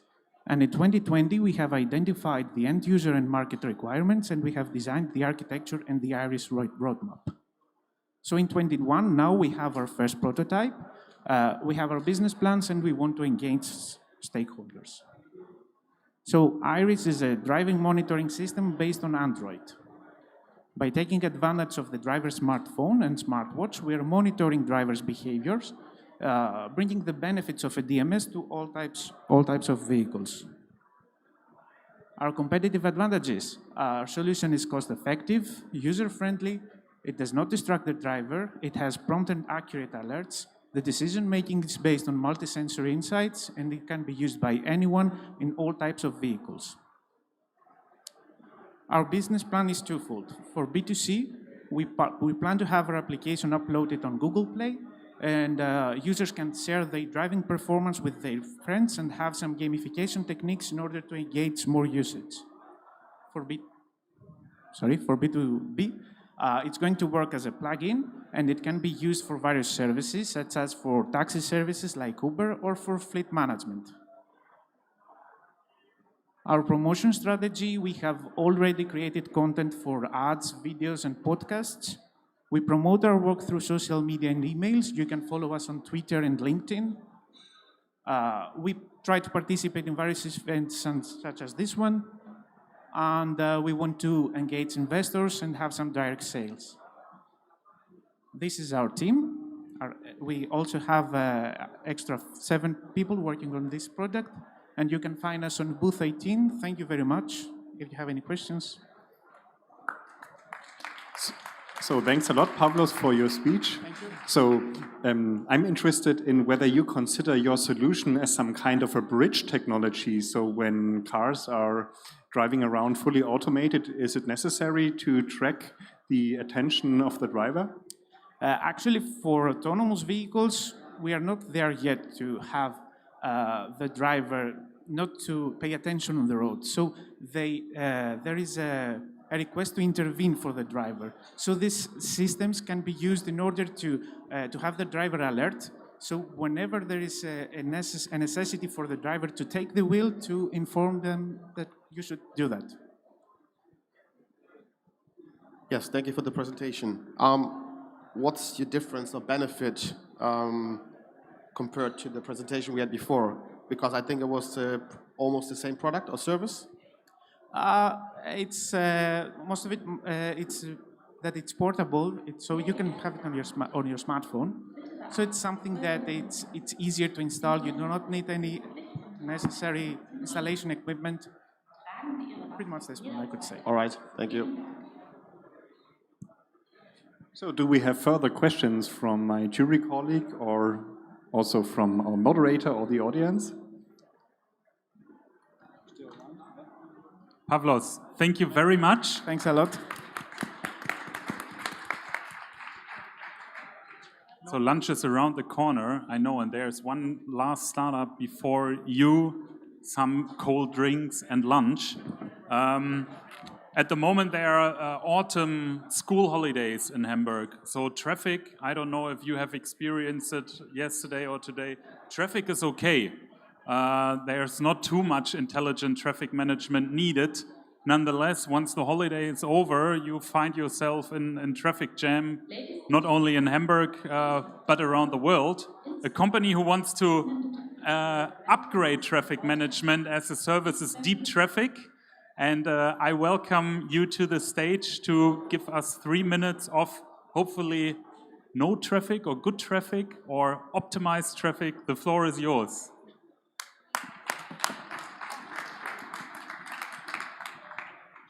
Hi, thank you very much. My name is Evangelos Mitsakis. I'm CEO and co-founder of Deep Traffic. We are a group of 8 with both technical and business expertise in the traffic management domain. And we are also, all of us are affiliated with the National Center for Research and Technology in Greece because the company is a spin-off company of CERT. Indeed, the problem that we want to solve is very easily understood. It's called traffic congestion. What is the opportunity? Currently, traffic management centers are resource-intensive, are human-intensive. They follow manual procedures. They require significant investments in terms of roadside equipment, and they also fail to exploit sufficiently large amounts of data. And in parallel, there is a whole wave of connected and automated mobility coming, and we want to couple those two. So what's our value proposition? It's a future-proof dynamic traffic management platform. And what we provide in addition to what is already in place is that we add operational automation and intelligence. We exploit connected and automated mobility for traffic management purposes. We support traffic management as a service. And we also exploit multi-source and connected vehicle data. Our software, our product is called Deep Traffic 101. It is comprised of 4 main modules: a scenario manager, a dashboard, a geo-messaging platform, and an application for the driver. What we have done so far is that we have successfully completed 4 large-scale pilots in Greece. We are currently under commercial deployment in 2 cities in Greece. We're in contacts with a few cities in Europe and outside of Europe. And we also participate a lot in acceleration and business support programs. Our go-to-market strategy, initially we target, of course, to the Greek market because it's easier for us. Then we have a prioritized list of European countries. And our strategy is to have distributors channels, commercial partnerships, or direct sales. But we have already done, as I said before, we have won commercial contracts in Greece. Our revenue model, we are a B2G or a B2B2G company. So we sell our product either as a software license or software as a service or traffic management as a service. And of course, any supporting activities that might be needed by our clients. Concerning the next 5 years, our target is to reach approximately 60 customers with an average annual growth rate of more than 300%. And our goal is to achieve more than 6 million annual sales by the end of the 5th year with an EBITDA of over 25% in year 4. Thank you very much. So, thanks a lot for the interesting speech. So, when you are approaching customers, from which groups of customers do you believe these people come? So, municipalities, scientists, industry, or who is it? Okay. Our target market is comprised of 2 main domains, let's say, or 2 groups. One is traffic management centers of cities. And cities are also divided in our business plan in larger cities, in smaller cities, in more innovative cities, in less innovative cities. There are differentiations. And the other large group is highways. Most of them are private, so it's a different target group for us. And we approach them also differently. Okay, thank you. Thank you. One strange question, what is actually the difference between other traffic operators, what you are doing right now, for your competition? What is making you the specialist on this one compared to your competitor? Okay. One thing is that we couple operationally traffic management with connected vehicle technologies. So practically, whatever traffic management strategy is actually implemented in real time by our backend system or by an existing backend system, because we can interface with any traffic management center because we follow all the industrial standards actually. We're able to communicate the actions of the traffic management strategies nowadays to connected vehicles, in a few years also to automated vehicles. So this is the largest differentiation. There are, of course, other intelligence and logic things, which I cannot easily mention to you. And of course, there is the issue of how we utilize data coming from connected vehicles as such.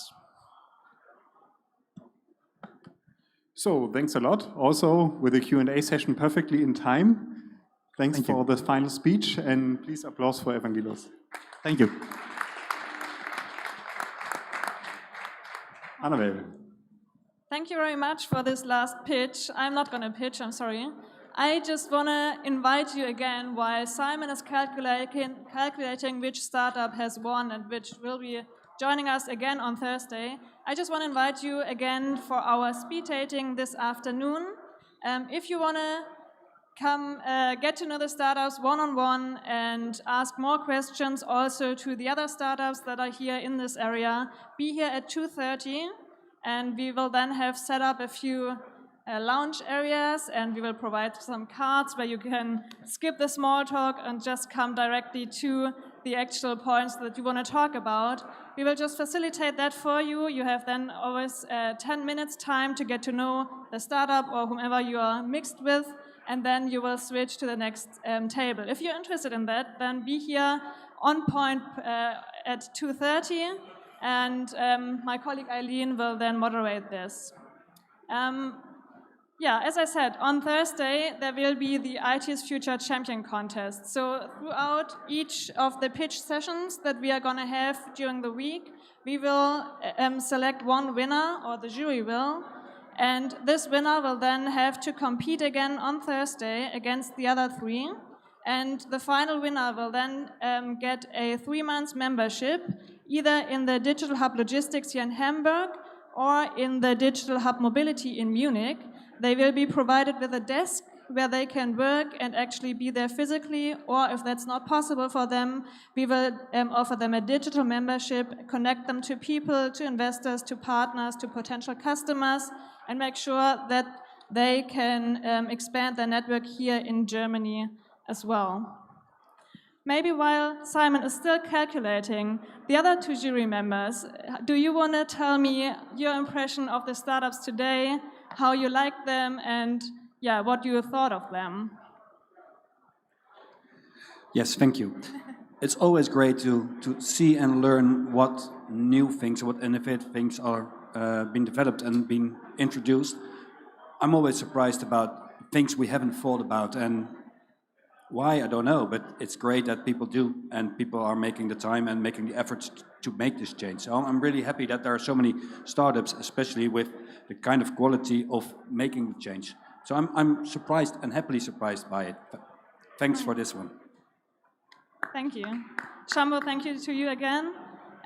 What was your impression? Did you like what you heard? What's your background? Did you take a view from a certain point of view, like the technical side or the investor side? Where did you put your focus on? Well, my background is also logistics, shipping logistics. Now I'm in the last mile logistics. So it was really interesting to see a lot of startups coming here and finding a solution on the last mile. One thing I want to send to the startups here: don't take any critics we told you, and don't stop. It's just more reasons to focus and tackle them. It was really interesting to be here. Perfect. Thank you so much, you two, again, for being here.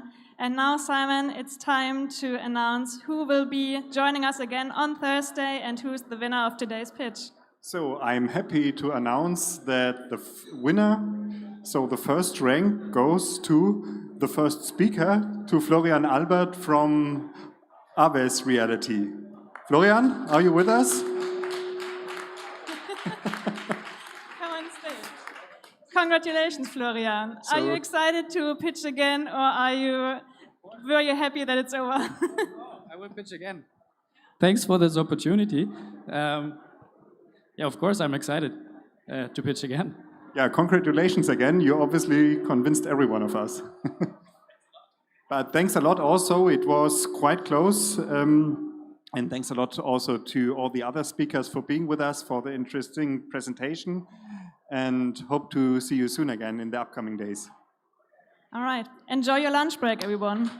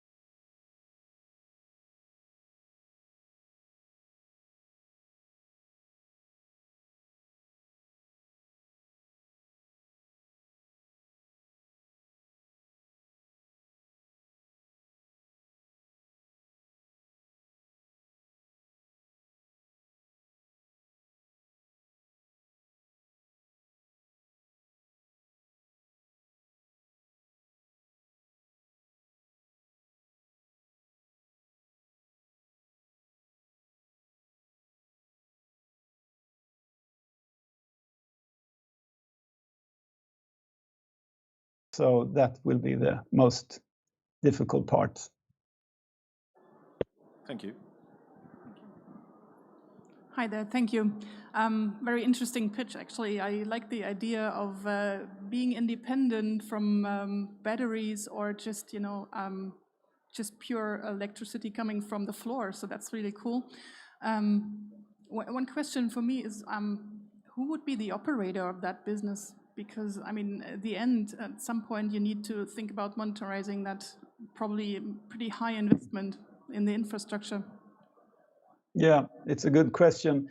Actually, the Swedish government did a report and a study, and they came up that they had to own the infrastructure and sell the electricity to the users for the first 10 or 20 years before they believe that there will be enough users to actually make a profit. But we already are called up by harbors who are really interested in this. So in closed loops, we already see there is a business, and we have customers in closed loops, because there you go on the same route. So you charge every time you pass the rail.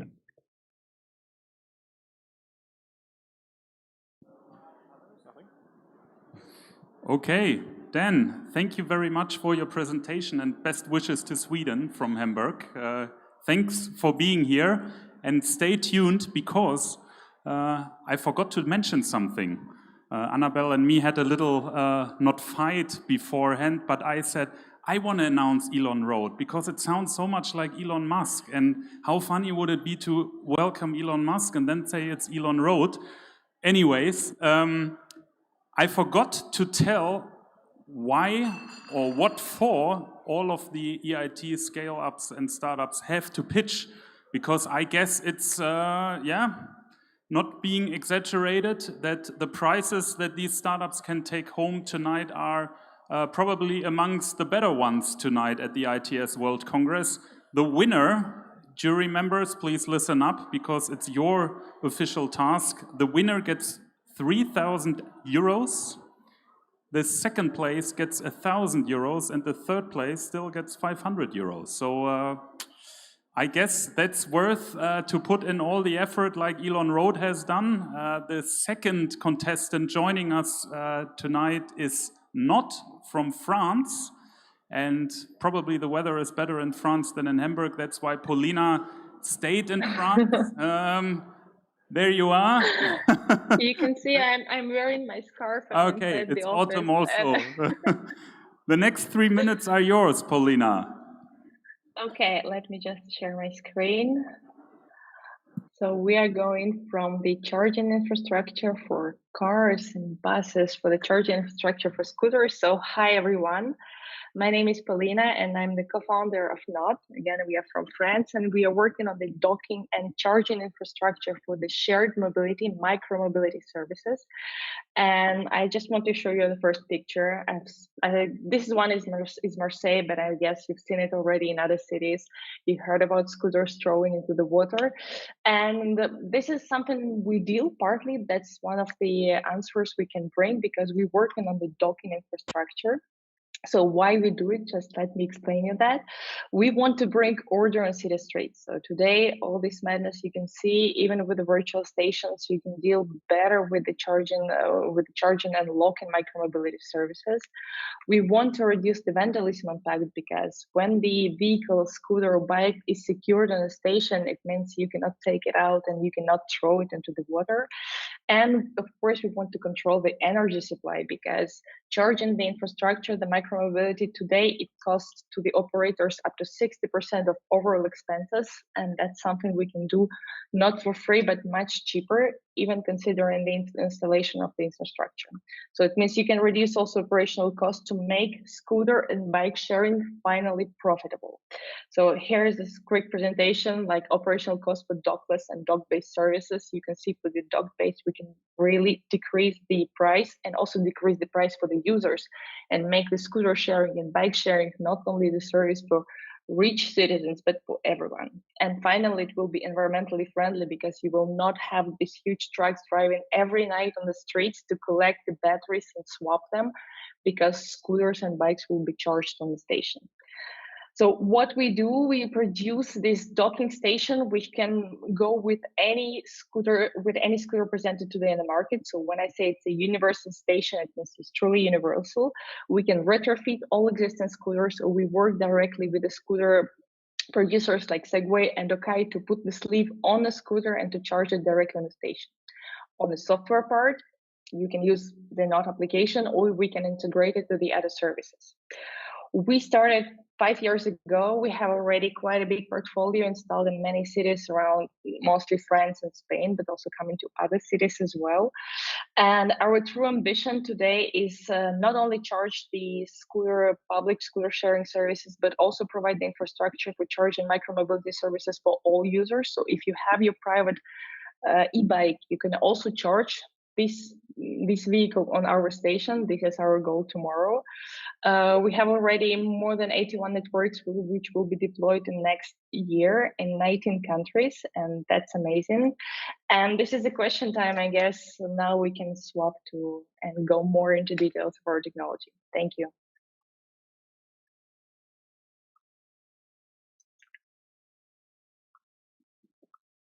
Let me just stop it.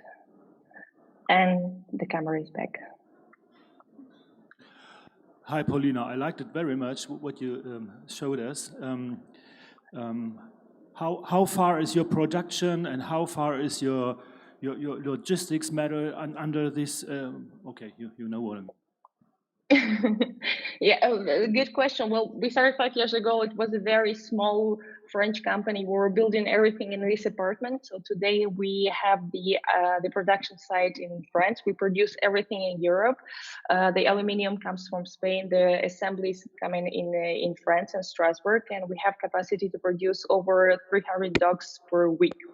And then, well, logistic is more complicated because you need to send and redispatch it, and now it's a big problem. But yeah, we have a big capacity of production. It's a very simple product in the end. Well, thank you for that impressive numbers you can already show. That's amazing. For me, the question is, who's actually the customer of your solution? Is that the city, or is it the actual provider of mobility equipment, so to say? Because if I can remember correctly, the discussions we had like 2 years ago in Hamburg, most of those providers actually target on the pure freedom to leave that scooter anywhere you want to, and not having to go to a station. I love this question. I'm really hoping to get that. Our main partners today, what we have in our networks, or networks I showed you, is the operators of the transport services in the cities. So we work, for example, now also with Wiener Linien, we work with CETES in Strasbourg, we work with SNCF, with Deutsche Bahn. So they want to provide the all-in-one service. So like now, Nextbike, for example, is providing shared bike services on stations. We can provide these shared scooter services on stations. This is the first step.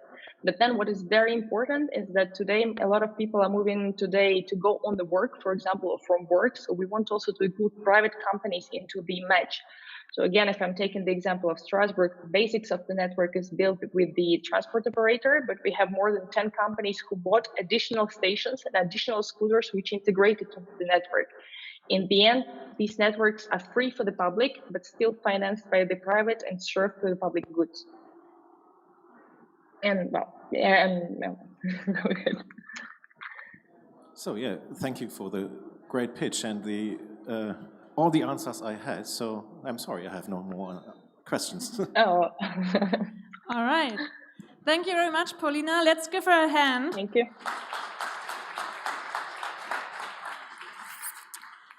I can already see the competition is strong today, and it's not getting any weaker with our next startup. It's called Asimob, and Esti is going to present how she is trying to make our roads smarter and safer. Esti. Thank you. Good afternoon. So, good afternoon, everybody. There we are. Every year, only in Europe, over 23,000 people die in car crashes. Now, in a car crash, there are multiple factors, but one of them is the infrastructure that affects about 30% of the accidents, worsening the consequences. Now, within the infrastructure, improving the road signage has proven to be the most cost-effective way of reducing the number of accidents, between 24 and up to 87%. Now, road authorities, to make sure that all signage is in perfect conditions, need to have inspections performed. But detailed, thorough inspections are slow and labor-intensive, they can be dangerous, and they are normally fully manual. So they are only done every several years and in the main highways. And there is a real need of improvement in our roads. Now, in order to have better roads, we need to perform inspections more frequently. And for that, we need a flexible system that is affordable and easy to use, that will provide traceable results. And for that, we need automation. We need to get the benefit of new technologies. Now, Asimov has developed such a system. We install small, lightweight IoT commercial devices on board the maintenance fleet vehicles that will gather video and data where and when needed and send it automatically to the cloud. There, we analyze this video and data with our AI models and extract the relevant information and make it available to the road maintenance team at the office in a user interface and very easy to use application. In this way, we can perform automated traffic sign inventories. We can support the regular monitoring of all the inventories and factors. We enable remote monitoring of signage in roadworks areas. And we can also detect, classify, and evaluate irregularities in the road. Now, oops, I think we got too far. There. Road maintenance is a B2G market. And maintenance teams can have this service, this automated service, as a subscription, and with that, they can dramatically increase their efficiency and reduce the number of accidents. And the service is affordable enough to be deployed in all types of roads, even the secondary roads, which are the most deadly ones. This is the team. We are senior technical profiles, and we bring previous entrepreneurship experience and knowledge in different fields of the business. We have been recognized and awarded with several prizes, and we have done pilots and projects with public authorities and private road maintenance companies. So we are Asimov, and we keep roads safe. Thank you.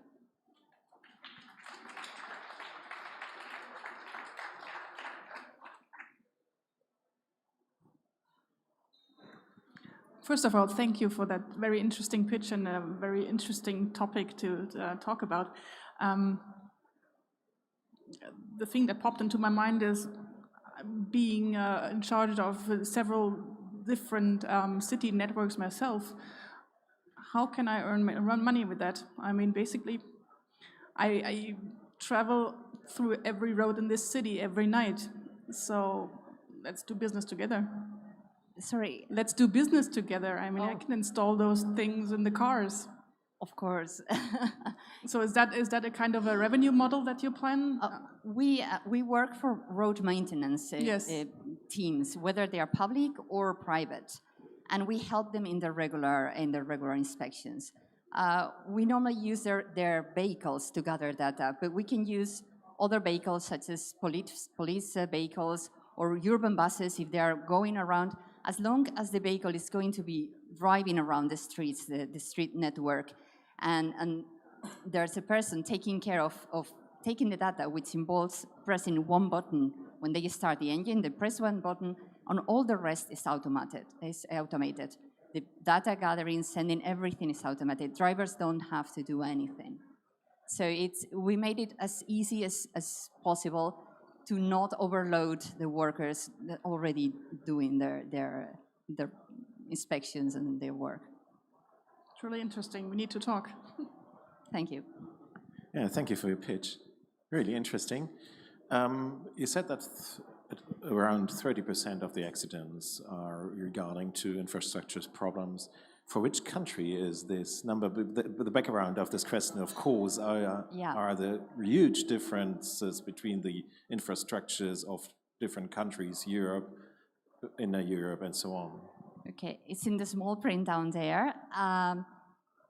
This study was for the Nordic and Scandinavian area, but the data I said about 24% is from Spain, 24% less that casualties, road casualties, at least between 24 and 44. That's for Spain, improving road signage, only improving road signage. And the 87% comes from a report in the UK. It was measured to manage, made by the Road Safety Foundation, and in some parts, they just introduce better signage, better lane markings. I think they also introduced small bumps to reduce, and that was it, and the number of accidents was reduced by 87%. It really does have a lot of impact in accidents, the infrastructure. So at the end, the cities are interested in reducing these accidents and using this technology, and every accident we avoid is priceless. Yeah, okay, thank you. You're welcome. Very good pitch. I have no further question. Okay.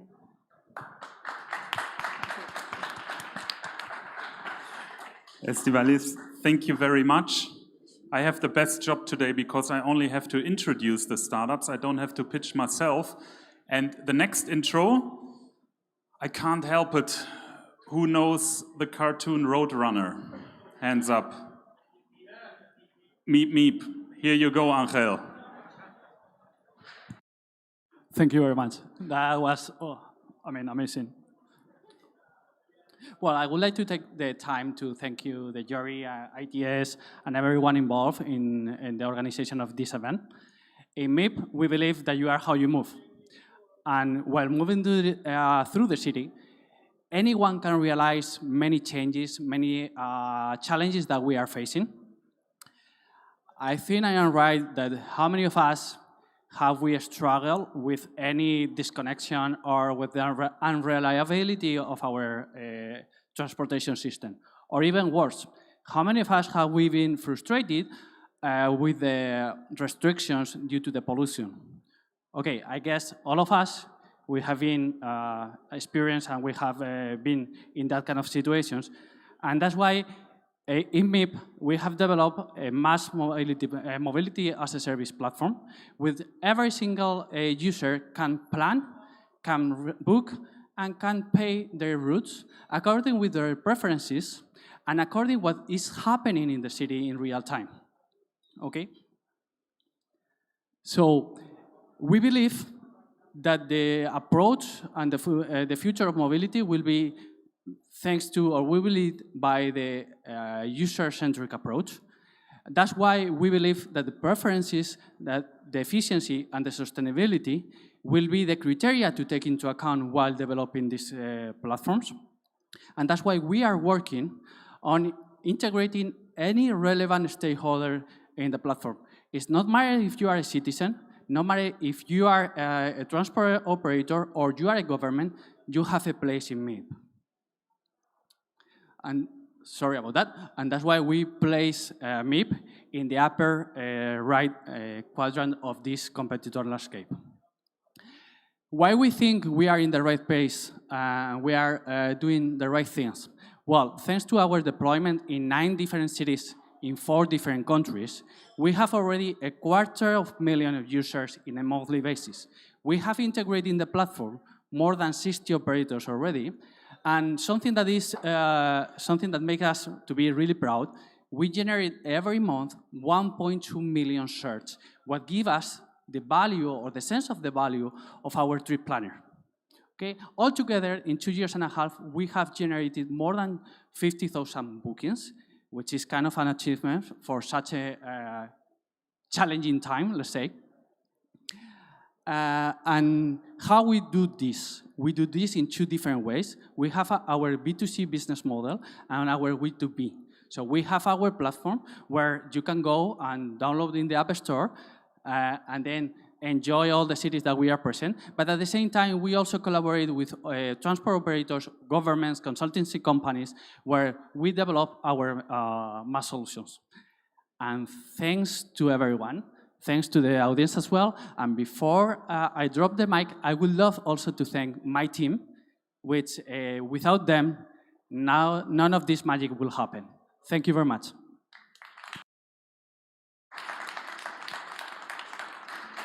I've been asked to be here. Angel, right? Angel? Yes. Yeah. That's a perfect pronunciation. I liked your pitch.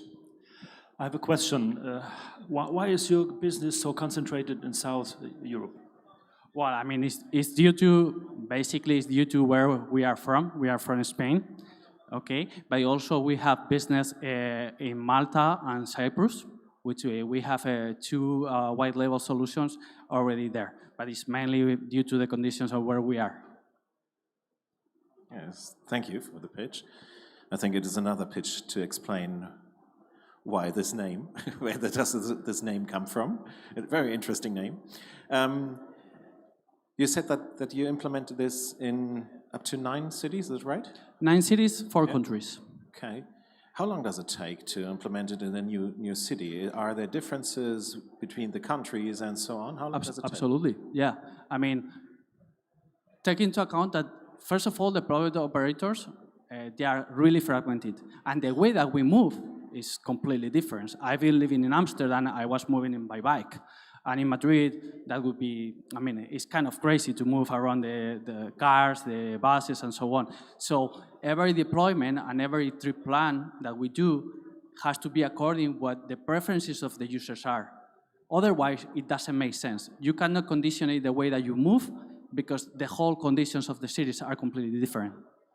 And how long does it take if you say, okay, we go to Amsterdam and we want to implement, and how long does it take to up to the implementation and successful? Technically speaking, it's not that complex. My backend team will kill me. But the most challenging pieces here, it will take to get an agreement with the traffic operators, with the government, local governments, and to put everything in place. Technically speaking, I would say that it's relatively simple. But the problem is to get the agreements with, especially with the public operators, which are the key for any mass platform. Perfect, thank you. You're welcome. I'm surprised to hear that the problem would lie with the public operators. I thought that probably the private owners of that mobility infrastructure might have a problem with your solution because they want to be the first contact for their customers. Well, I'm surprised as well, but the key point here is any public transport generates recurrency and is kind of the anchor of any mobility and the mobility of any city. If you have that recurrency, the operators would love to be there. You can take the example of FreeNow. Now it's integrating other different micro modal operators within the same platform. Uber is as well is doing it with the bikes, with the mopeds. So here the key thing is how you convince the user that you are providing the experience that they want, not now, but the experience, not the theoretical experience, but the experience that you need now. If it's raining, it doesn't make sense to take a share bike, right? Or if it's a traffic jam, you would prefer to go through the metro rather than take the bus. All these kind of the solutions is a combination of both. I think whoever wants to develop a mobility as a service platform needs to be inclusive. And we need to find all the solutions and we need to combine all the solutions to give the optimal result. Thank you. Thank you very much. Thank you very much, Angel. Let's give him a hand as well. We will stay with our friends from Spain, and I'm going to invite Gerard, I hope I'm saying the name correctly, on stage, and he will introduce us his solution for a on-demand bus and van service. Gerard. Thank you. Hello, everyone. I'm Gerard Martret. I'm co-founder and CEO at Shuttle. So, public transportation in large cities is organized around fixed routes and rigid schedules to provide a good service to a large number of people. But as soon as we start moving to the outskirts, when we go to the suburbs, we go to villages, business parks, so on, this same operational model doesn't keep up. Fixed route and fixed schedule bus services in low density areas is extremely inefficient and heavily subsidized. And I'm afraid I've been given the wrong presentation, so may I pause this presentation for a second? Because I gave a different, okay, I'm sorry about that.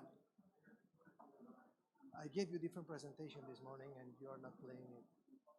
Well, can you work with that one? No. Well, we can change it now. It's on the OBS. Okay. All right, so I'll have to manage this as good as I can.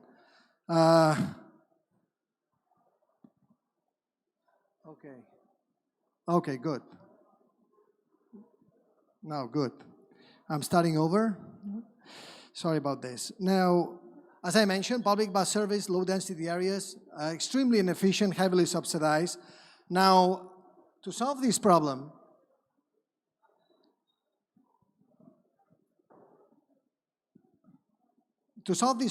we have developed an AI mobility platform that helps transportation planners boost ridership like it's never done before. So today we can all have access to flexible, on-demand mobility, all right, provided by an intelligent fleet of vans that it's always available no matter where we need it, only minutes away. Now, for any of us, Shuttle is an app that lets us request a ride on a bus as if it was a taxi or an Uber. It's straight and simple. The magic happens in the back end, where a set of core algorithms enable the real-time matching of passengers and the live routing of vehicles. So it is artificial intelligence applied to public transportation to take us from A to B faster than it's never done before. Shuttle consists of a passenger app, a driver app, and a management module. The magic happens in the back end, where a set of core algorithms enable the real-time matching of passengers and the live routing of vehicles. So, operators and planners, they can apply changes, they can also apply improvements to the system on a day-to-day basis. Today, we are helping cities connect with each other neighborhoods. We're also linking towns, villages, business parks with major transportation hubs as a last-mile extension to the public transportation network. We have been in business since March 2017, and as of today, we control 10% of the European market share in a total of 8 countries. We are also present in Japan and Brazil, and we have recently been acquired by the mobility unicorn Schwebel, the industry leader in mass transit across 10 megacities in Egypt, Kenya, Pakistan, and the UAE, as well as Saudi Arabia and Jordan. So today, our joint impact extends to 32 cities in 16 countries. Now, I'm not going to rely on this anymore. We are a team of 18 people with various expertise in the field of mobility and software development. My co-founder and I have been in the business of mobility for the last 20 years, as this is our second mobility startup. At Shuttle, we believe that it is time to provide on-demand flexible mobility in lower density areas, as this is too much of a subsidized system, and we believe it's time to change this forever. So thank you so much. Happy to answer any question. Thank you for your attention.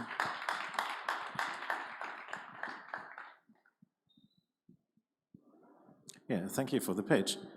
For the black screen now. Again, anyway, I have two questions. Who are your competitors? The first one, because in my head, I think there are many competitors, possible competitors. The second one is, you were talking about the artificial AI data collecting. I didn't understand who is collecting the data, which data, and who is teaching the machine to deal with this data. Okay, the first answer would be there are several competitors in the field right now. If you need me to name them, companies like Via, Yoki, Padam, There's many in Europe, in this case.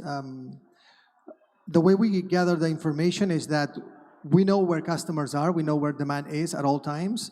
We are following demand patterns every day. We collect that data so we can have much more of a predictive system. In locations where we are deploying today, much bigger locations in Middle East, then the amount of data is massive. So we can work on predictive systems that are able to also understand where demand will be tomorrow and place vehicles whenever they need it at all times, whether it's a vehicle that needs to provide the service or a backup vehicle that needs to be present in case there's changes or problems in infrastructure. I liked it, Gerard. Thank you. You have been very often disturbed in your pitch. Now you have 1 minute to tell us what you want to tell us free. Yeah. A minute to say anything? No, yeah. All right. About your pitch, about your Okay, yeah. All right. Well, I'm glad to say that we have recently been acquired by a massive company called Swivel. This is great news for us because now we have so many big locations where we can apply our technology and perform much better. We hope that this model will be able to be applied in large metropolis as well. Hopefully mega cities like Cairo and Nairobi can be also cities like Hamburg or Paris. And we can apply a system in halfway between the taxi and the bus so that we pull people outside of their own vehicles because this is the goal for each one of us here today. Thank you. Thank you. Thank you very much, Gerard. A person once said to me, are you doing PowerPoint or do you really have something to say? And I think you really had something to say. Thanks a lot for that. Our 3 jury members, how are you going? Still something to drink, all very good. Then be ready for Fluctuo and Sébastien. The floor is yours. Enlighten us what you do with mobility intelligence. Thank you very much. So good afternoon, everybody. I'm Sébastien from Fluctuo, so I'm in charge of sales and business development. So Fluctuo is a Paris-based company, and we are working on mobility intelligence. What we are doing is really trying to get insights on understanding of the shared mobility industry. So what we want is to really support this, this area on building the future of mobility. So the first question I want to answer is, there are so many shared mobility services around us, and how can we locate, all these services? So what we want is to help you to display, this service based on their location and based on their availability. So, for example, if you take Gare du Nord in Paris, what you can see is, what you can see. Yeah. So, okay. Yeah. So this is Gare du Nord in Paris, and what you can see on this map is how our technology is working. What we're able to do is to display shared mobility vehicles, so you can see cars, scooters, mopeds, and bikes. And we have a single API that can enable you in your apps, in your websites to display live these shared mobility vehicles. It's an API that is used by, we are covering a lot of operators. We have the largest aggregator of operators, more than 200. And we are able to display location in more than 700 cities globally. And this API is used, for example, by SNCF, the railway company in France, and they use us to show bikes and scooters across some of the largest cities in France. It's also used by more than 15 different other app developers, in multiple countries, in the Nordics, in Germany, in Spain, in Italy, and on other markets.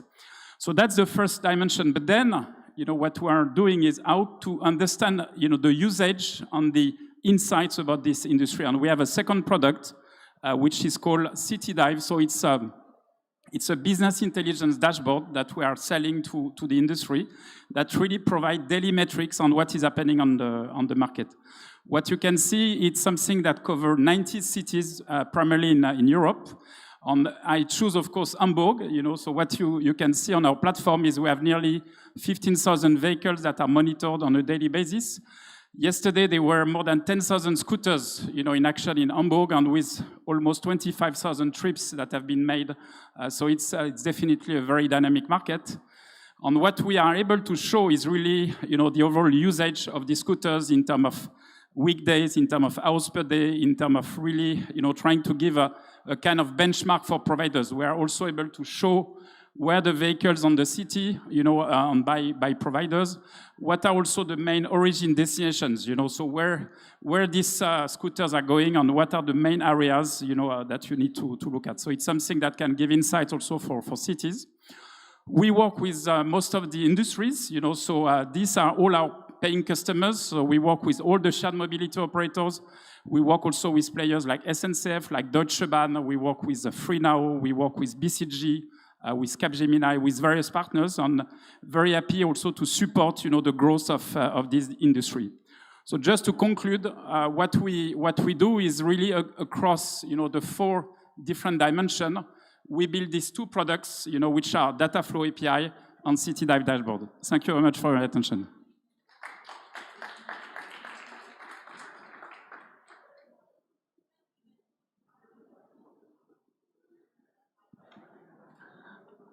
I actually have, thanks first of all for that interesting pitch. I have a question. So did I get that correctly, that you basically collect the data and analyze that for the mobility providers?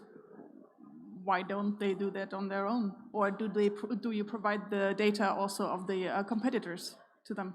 So of course they have their own fleet management platforms, so that's really core in their business. But today what they are lacking is a kind of insights on benchmark on the industries. And that's really what we bring. If you know GFK, we are the GFK of this shared mobility industry. That's what we're doing. Thank you. No more questions. Okay. Perfect. Okay, thank you. Thank you very much. So we want to give our jury the chance to refill their drinks and to maybe get up from these uncomfortable chairs for a second. So we'll have a 1 or 2 minutes break, and during this break, feel free to register for our startup party on Thursday afternoon or evening at Mojo Club. If you haven't already, you'll find the QR code here, so do yourself a favor, get up from these chairs as well, scan this QR code, and then we'll see you on Thursday evening, and of course after the break right now, just in 2 minutes' time.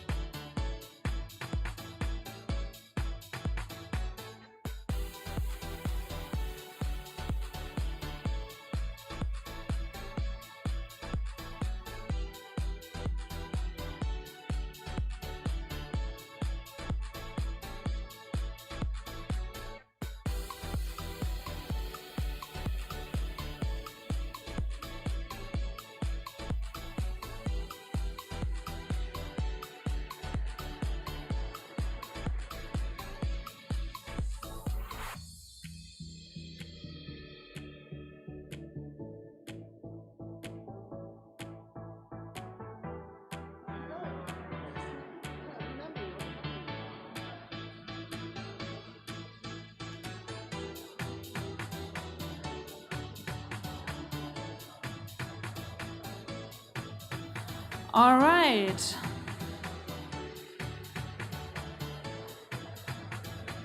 I hope you all enjoyed the break. I know it's getting late, but I want to give the other startups the chance to present themselves in front of an audience as well. So we'll keep it short and simple.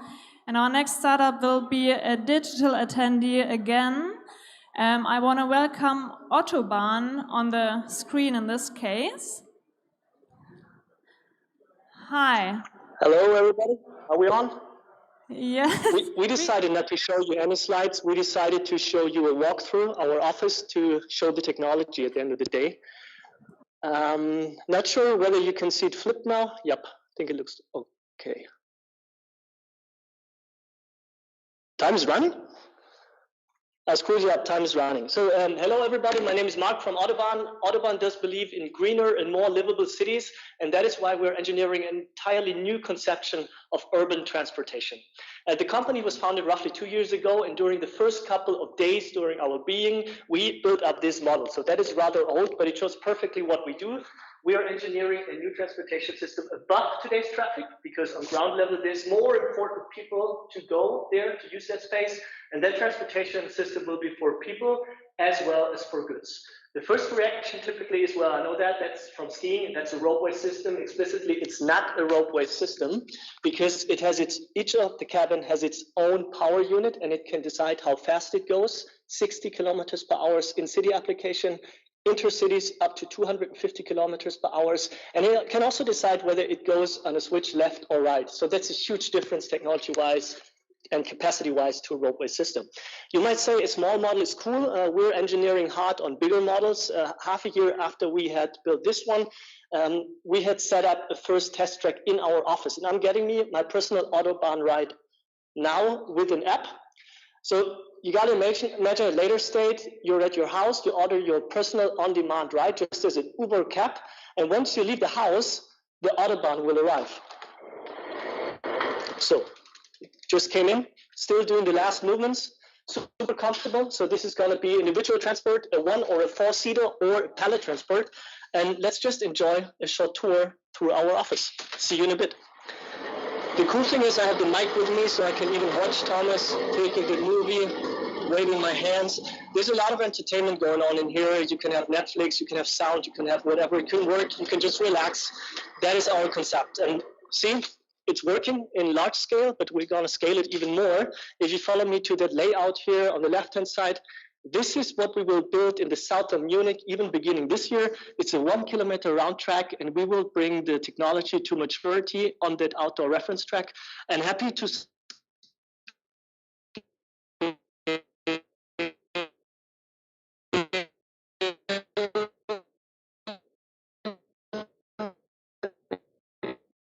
in each of the cities that or we can move to the other room again. Happy for your questions. We just find our way back now to the larger conference room.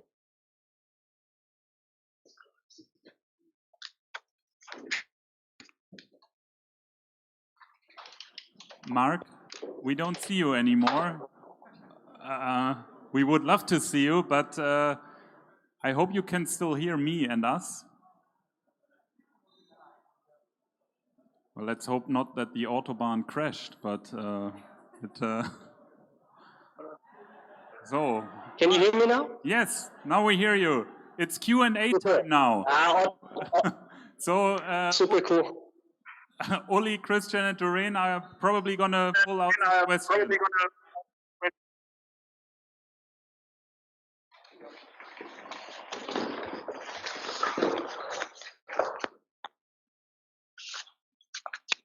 Doreen, go ahead. Well, thank you for that truly entertaining pitch. That was refreshing. And also very impressive to see that the technology obviously works, at least if we're talking about mobility and not about internet in Germany. Can you tell me, I mean, this is really cool, and this is really like, you know, futuristic and everything. Are you actually planning to implement that kind of mobility system in a German city already, or is that a faraway dream? No, hopefully it's not a faraway dream. If it gets a too far away dream, we're gonna build it abroad. I mean, that's the true fact about it. You know, we're a super small team still, and we do not have anybody doing sales, but still we have around 30 inquiries from across the globe. Most of them are from Germany, and many of them are out from the Munich area and broader area. And we are in a super lucky position that right next door to the property that we're building the reference track, the test track I was talking about, there's an autobahn. So, you know, Autobahn, and all this stuff. So there's an autobahn, the A8, that brings you directly to the heart of Munich. And we are in intense discussions about making this the first commercial track once the technology is ready. And there's more of that maturity, but, you know, I would love to do it in Munich first, as we are settled here. But it's close. It's super close. Mark, thank you very much. I think I don't want to bias the jury, but if there was an award for most entertaining pitch, you would probably be up there somewhere. So thank you very much. And I now see Matthias from Norway joining us. Matthias, good afternoon. Good afternoon. And the floor is yours with Nivelles. Thank you. I'm Matthias from Nivelles. We are a team of engineers, some of us with background in public transport and in public regulations too, and software development. We deliver digital regulation tools for public authorities in cities. Our first thing to regulate is this, electric scooters. It's a big debate in Norway and in much of Europe, how to manage this new mean of transport in a good way. And because the debate is this a good thing? It's a lot of people that really likes it, or is it a bad thing? It's also a lot of people that really hates it. And we believe that the meaning of regulation and public regulation is to achieve, keep the good things with this new mobility service, but try to get less of the bad stuff. And regulation is interesting as a term because it's used very differently. It means kind of to make a desired situation based on some kind of mechanism. But we use it very different when it comes to public regulations versus regulation in tech. Because in tech, we have, for instance, technology in our houses. This is not our product. This is a metaphor. So you all have probably a smart way of regulating temperature in your houses. You do it by a way of controlling it. And you have a measured value sensors in the rooms, and then there is a software looking at the difference, and that's the regulation mechanism in a modern house with a means to increase and a means to decrease temperature. We do the same thing with scooters or other IoT devices from commercial players in public space. You can do the same. You can have, we think it's sustainable to have 10 scooters in this public space or 100. And then you can have several companies competing together, but still assure that the sum of all scooters are within a sustainable number, because you can use subsidize or fees to avoid it being too many or too few. Maybe too few in rural areas or too many in the city centers. We do that with a digital platform managing this. I'll show you a bit from our front end that the city authorities use in 3 cities in Norway now. You can have binary rules like parking forbidden, and you can control and see all the scooters, but also control this fee to avoid it to be too many.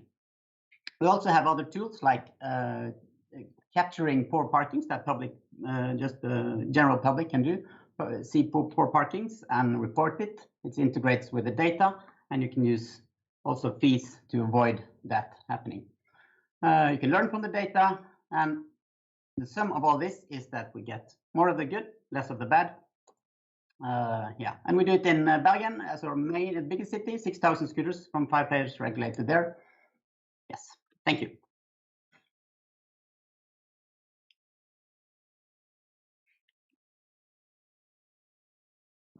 Yeah, thank you for the pitch. And the internet works. Okay, that's a good news. I didn't understand it exactly. Who is paying for this service? The city is paying for the service now, and it can be different business models when you have transactions.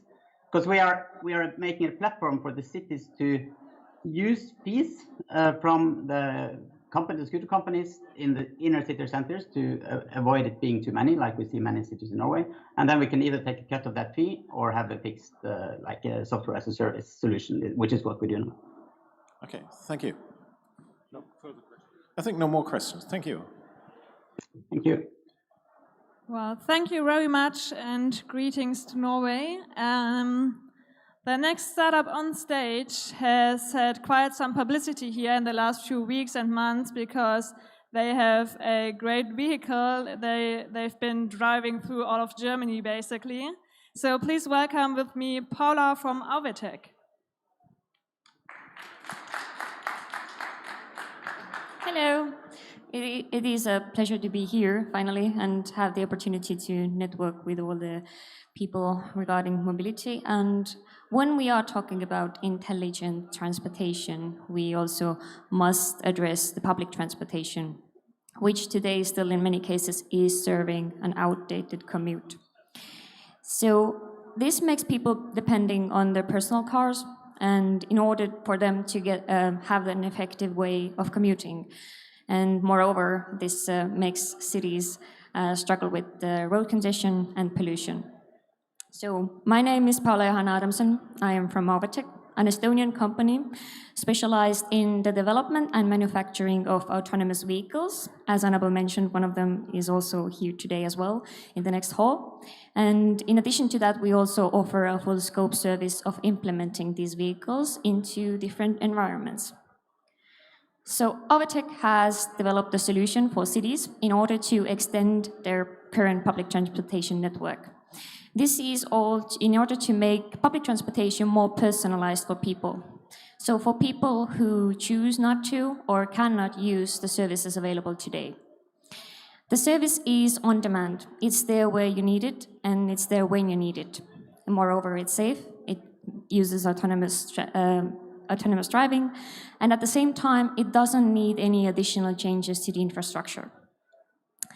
We started in 2018 as a student project, and within 1 year, our goal was to create the prototype of a self-driving vehicle.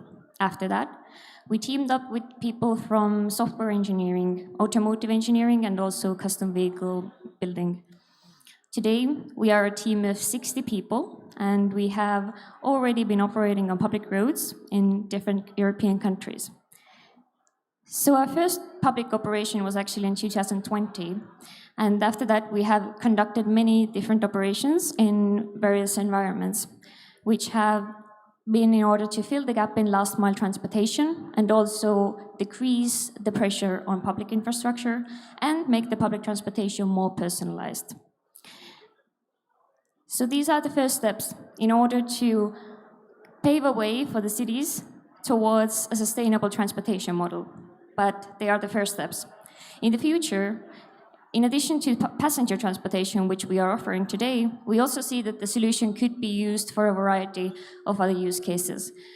For instance, waste transportation, parcel delivery, and of course, teaming up with all of the systems, or some of the systems you have heard about today.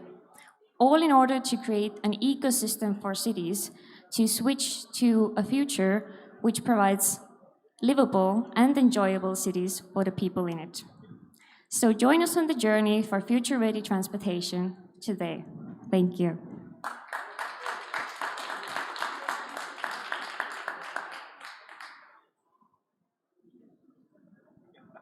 Thanks for the interesting pitch. Extremely impressive to see that this very young company already has such a big track record, so really cool. How many people do fit in these kinds of cars? It's rather small, so it's an individual ride service, or is it like a shared ride service? So the shuttle fits 8 people. 8. So it is a public transportation, but not for a large amount of people. But it's about ride sharing as well, so you combine different goals to one route. Yes, it can be used on a route with predefined bus stops, for instance, so much as like the public transportation you see today. But it can also be used as an on-demand service, so people can order it from an app and use it for them or for them with friends. Interesting, thank you. Yeah, thank you. Really great pitch. It showed us where you implement this. There were huge differences, campus and cities and so on. How fast are these vehicles going at the end? And is it the aim to be faster than the alternatives or to be more comfortable at the end? So the aim is not to be faster. The vehicles are low speed, so since they are made for last mile use cases. So often the routes are a combination of public roads among other cars, but also on pedestrian roads amongst e-scooters, pedestrians, so on and so forth. So the maximum speed is 25 kilometers per hour, and it depends on where it rides and what's the situation. But yeah, taking the speed higher is not the goal on its own. It's about being personalized. It is about being flexible and also serving the goal of the people in the city. I mean, at the end, faster than by feet. Yeah. Thank you. Can you imagine that your vehicle runs on a company facility? Yes, so this is also one of the many use cases the shuttle can be used for. So, for example, at the moment we have projects running in 3 countries, Estonia, Finland, and Poland. 2 of them, in Finland and Estonia, they're running on public roads. In Poland, for example, we're using the shuttle in order to provide transportation in a cemetery. But yes, as you mentioned, it could also be big manufacturing campuses or big companies with big campuses where the inside transportation is not sustainable. Thanks a lot. Paula, thank you very, very much. Give her a round of applause. Whoever wants to see the vehicle in real, it's just 20 meters down the road in this hall. Whom of you ever had a bicycle accident? Whom of you is a regular cyclist? All right, then maybe Tui has something for you. Tui from Dash Factory, the next 3 minutes are yours. Thank you, thank you. So hello everyone, I'm Tui from Dash Factory GmbH, and our aim is to digitalize and also improve the cycling infrastructure. Dash Factory is divided into 2 sectors, Dash Bike and then Dash Track. So this is actually the problem that we have to face with today. That is the too close overtaking, that the cyclists are in danger because of cars and too close overtaking. And this is when our Dash Bike comes into play. Dash Bike can be easily implemented, can be easily mounted under the bike saddle, and it will film 180 degrees to the back and also measure the overtaking distance. And whenever the overtaking distance falls below 1.5 meters, according to the law of Germany, Dash Bike will record the video and also save. And the Dash Bike has various functions, as you can see here. We have fall detector, distance measurement, day and night light, GPS, and also clip mount system.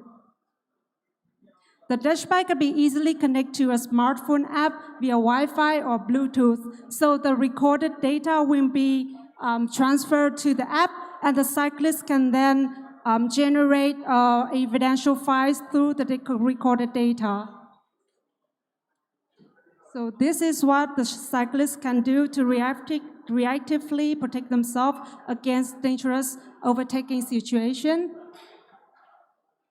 And the second part of Dash Factory is the Dash Track. The Dash Track is a data platform, we call it. We have a Dash Factory cloud where the recorded data by the Dash Bike will be implemented in, and the data will be then analyzed in the Dash Factory cloud, and of course anonymously. From there, heat maps and dashboards will be generated, and the heat maps and dashboard could be easily implemented in the urban data platform of the individual city. The purpose of this is we want to improve the bike lanes through the heat maps and dashboards. And here we can see the market volume of Dash Bike. Dashcam is one of the fastest growing products in the electronic consumption. And here we can also see the market volume of Dash Track and also the advantages that the Dash Track can bring to us. By 2022, we will generate 8.2 million euros in revenue.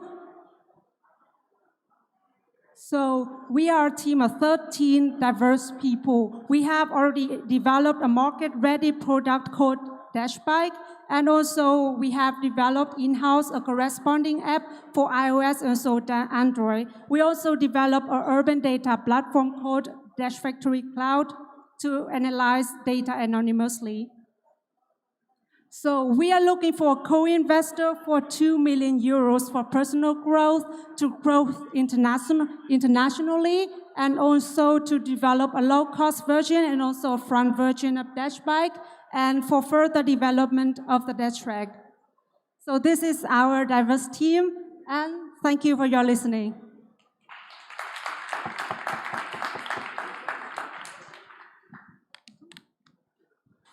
Oh, it works. Thank you for the pitch. There are two questions at the end.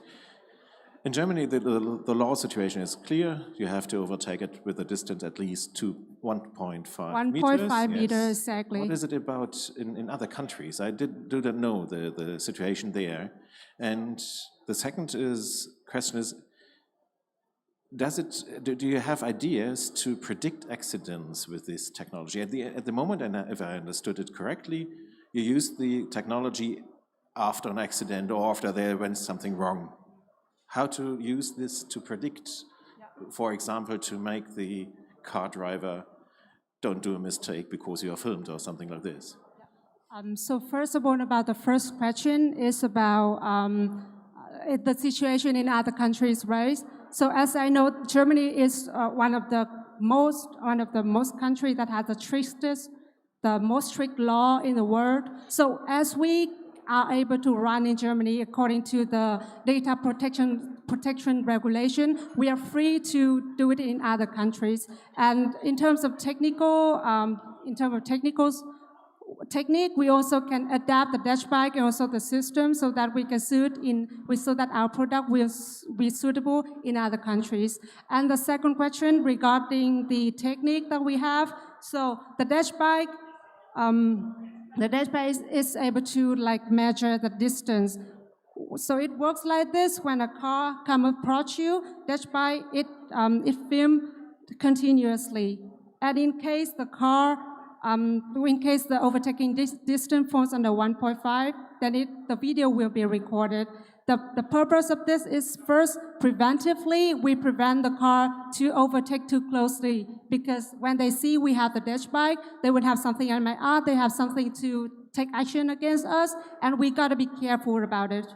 And the second thing is not just about the Dash Bike, it's about the data platform that we provide, that the data will be analyzed, and dashboards and heat maps, like where is the dangerous point, where the accident happens most frequently, and therefore the authorities, the government, can imply actions to improve the cycling infrastructure. Yeah.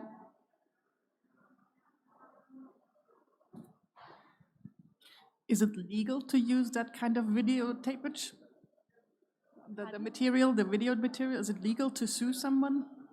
It is legal because it's privacy compliant, because we had it tested, we have it approved by a legal firm, and it is situation dependent. So in case the distance falls under 1.5 meters, we have the right, according to the law, we have the right to record.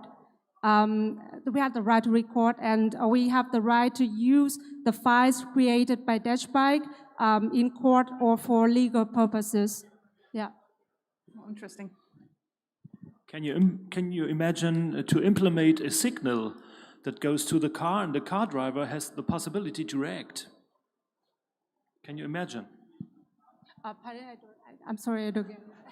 Can you imagine that from a signal from your product is going into the car, and the driver has the possibility to react, that is not coming so near by the bike driver? Yeah. So that's the point of the Dash Bike, that they will, while they cannot receive the signal, we are not there yet. Firstly, they will see the Dash Bike because it's right there behind the bike. And they will realize that there's something against them. But the signal, well, we haven't had any signal to send to the car. But that would be a good idea to develop the Dash Bike further. All right, thank you very much. Let's give her a hand. So one aspect I like very much about today's pitch, apart from the actual startups, of course, is how international they are. I just counted, we have 12 startups coming from 7 different countries today, which is quite impressive, I think.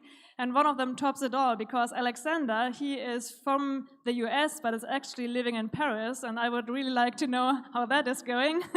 Maybe we can have a chat afterwards. Right now, I want to invite you all to welcome in on stage Alexander and Vianova. Thank you. Thank you for sticking around to the Pentultimate presentation.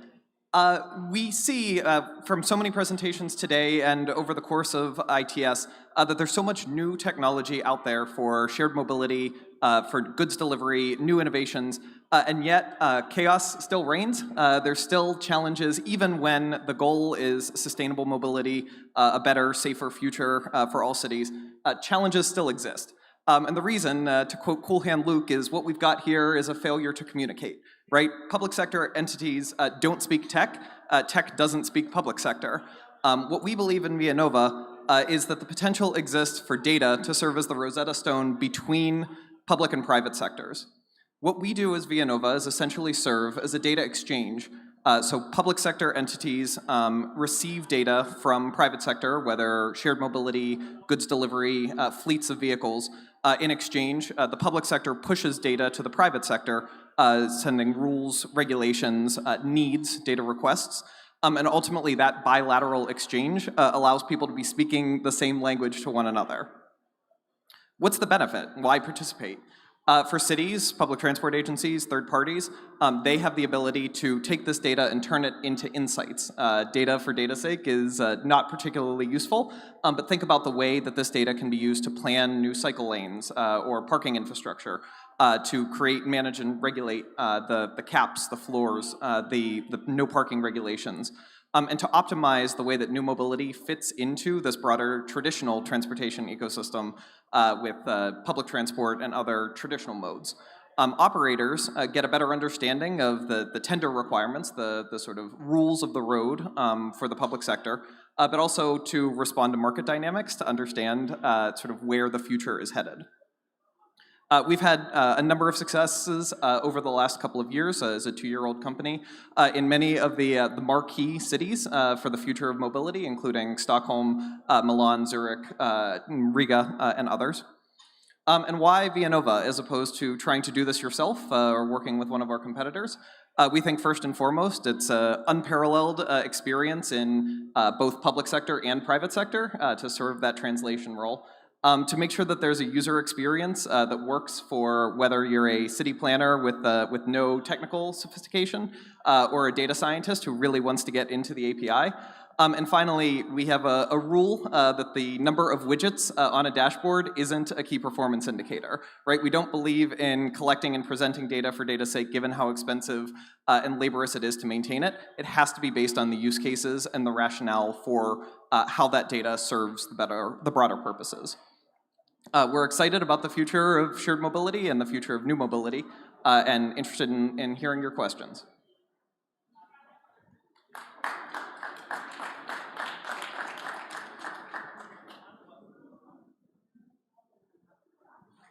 Thanks for the pitch. I like the idea of communication being the key for success, so this is really cool. So do I get this correctly, that your target customer is the public? Generally speaking, yes. Most of our clients today are public sector, but increasingly private sector entities are also, number one, looking at their own data, and number two, taking information from the city and using it to control their operations, to better manage their services.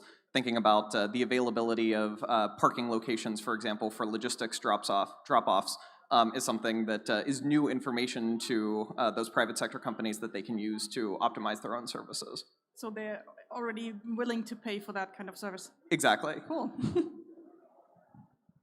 Yes, thank you. But my first question was also, who is the main market? Who is paying for it? It's a little of both. Public sector and private sector see a value, and a market works best when you've got people on both sides of the ledger. And you have the flexibility to go on both, okay? And I mean, it's not the first time that we heard about collecting data and so on. What is your USP, especially to the other ideas, collecting and dealing with data? What is your USP, your unique selling point? To us, I think it's the way that that data is actually turned into information, right? Raw data isn't particularly useful, particularly on the city side. It's the dog that catches the fire hydrant, right? There's too much data for a city to adequately know how to operate off of it. And so what we do is help a city understand, from this raw information, what do we make policy in order to see our goals around sustainability, equity, public space management. Thank you. No further question. Thank you. Thank you. Alexander, thank you very much.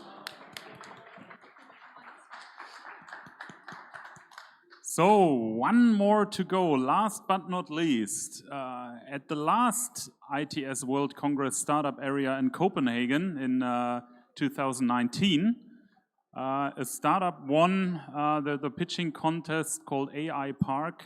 They became Blick later on, had something to do with parking. And we have to the jury one final startup, Parkio, which carries in the name maybe a little bit of what you're doing. Michal, I hope you can see and most importantly hear us. The next 3 minutes are yours. Your last but definitely not least. Go ahead. Oh my God, no more parking startups here.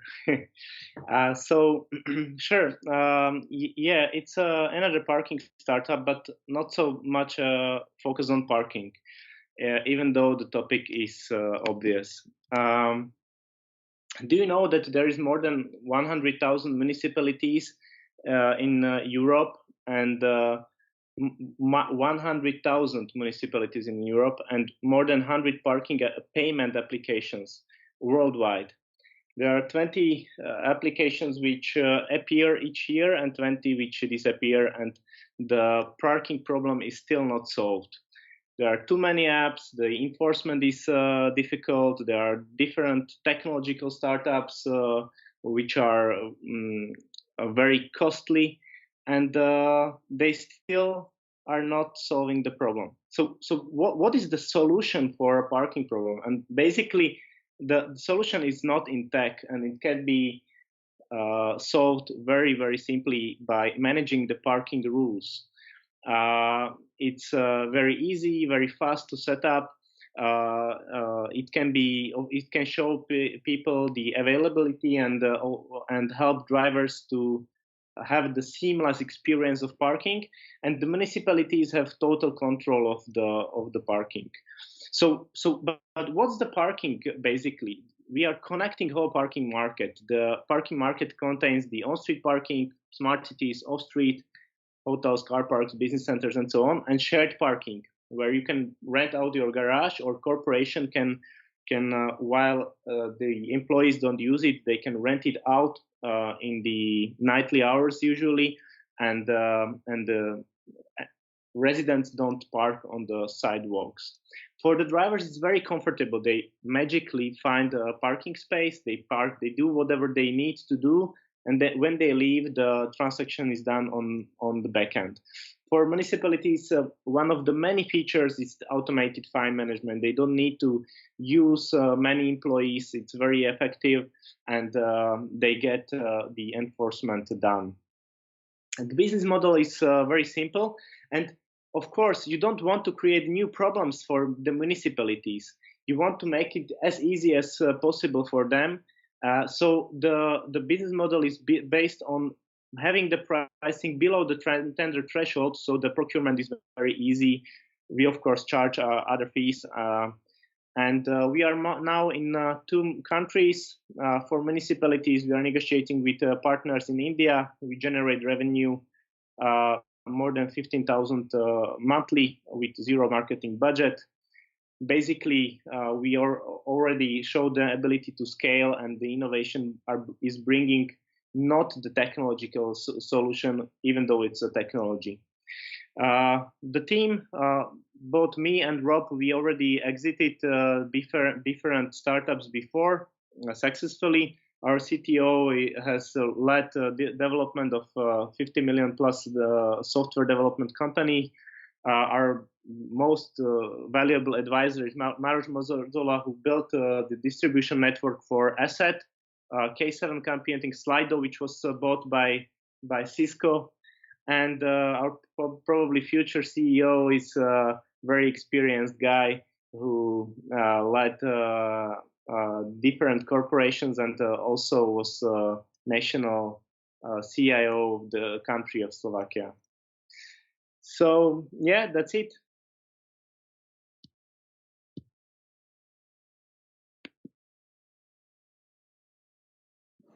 Yes, thank you for the pitch.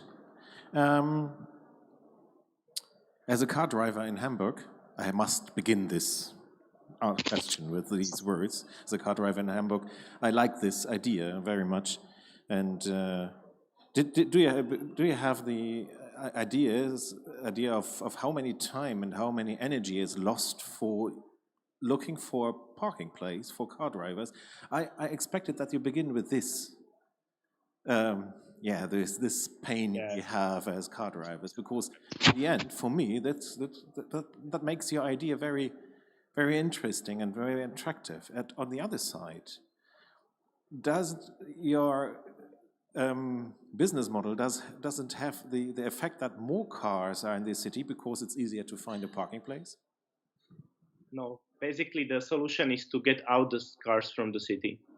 So, and we are helping municipalities to get this solution alive. Thanks for your pitch. I liked it. You told us there are other players in the market, in your industry. Now you have the time to tell us what's the difference to your others. Where are you better and where are the difference to others? Please tell us. So basically, most of the payment applications are just the payment processors. They don't bring any innovation to the municipality. They just gather money. We are actually a smart city portal, which is industrial IoT portal, which helps municipalities to connect third-party systems and unite the data. And we actually step in with parking. And so this is the main difference, that we help and we don't promote any sensors or computer vision, even though we can integrate it. The solution is very simple by managing the parking policies. So to take part in this game, if I was an owner of a big garage, for instance, would I need to invest in some sort of technology? Because in my world, most of the garages are still kind of like, you have a clicker and that's opening the door, but that's rarely digital or provided with interfaces, for instance. So what does that mean for me? So if you have automatic doors there or gate, it can be connected online, or if it's connected and managed online, or we have a really simple device which you connect with 2 cables to your gate, and it will become available on the app, and you can open and close make it available for the third parties. Thank you very much, Michal. And a last round of applause for Parkio. Thank you.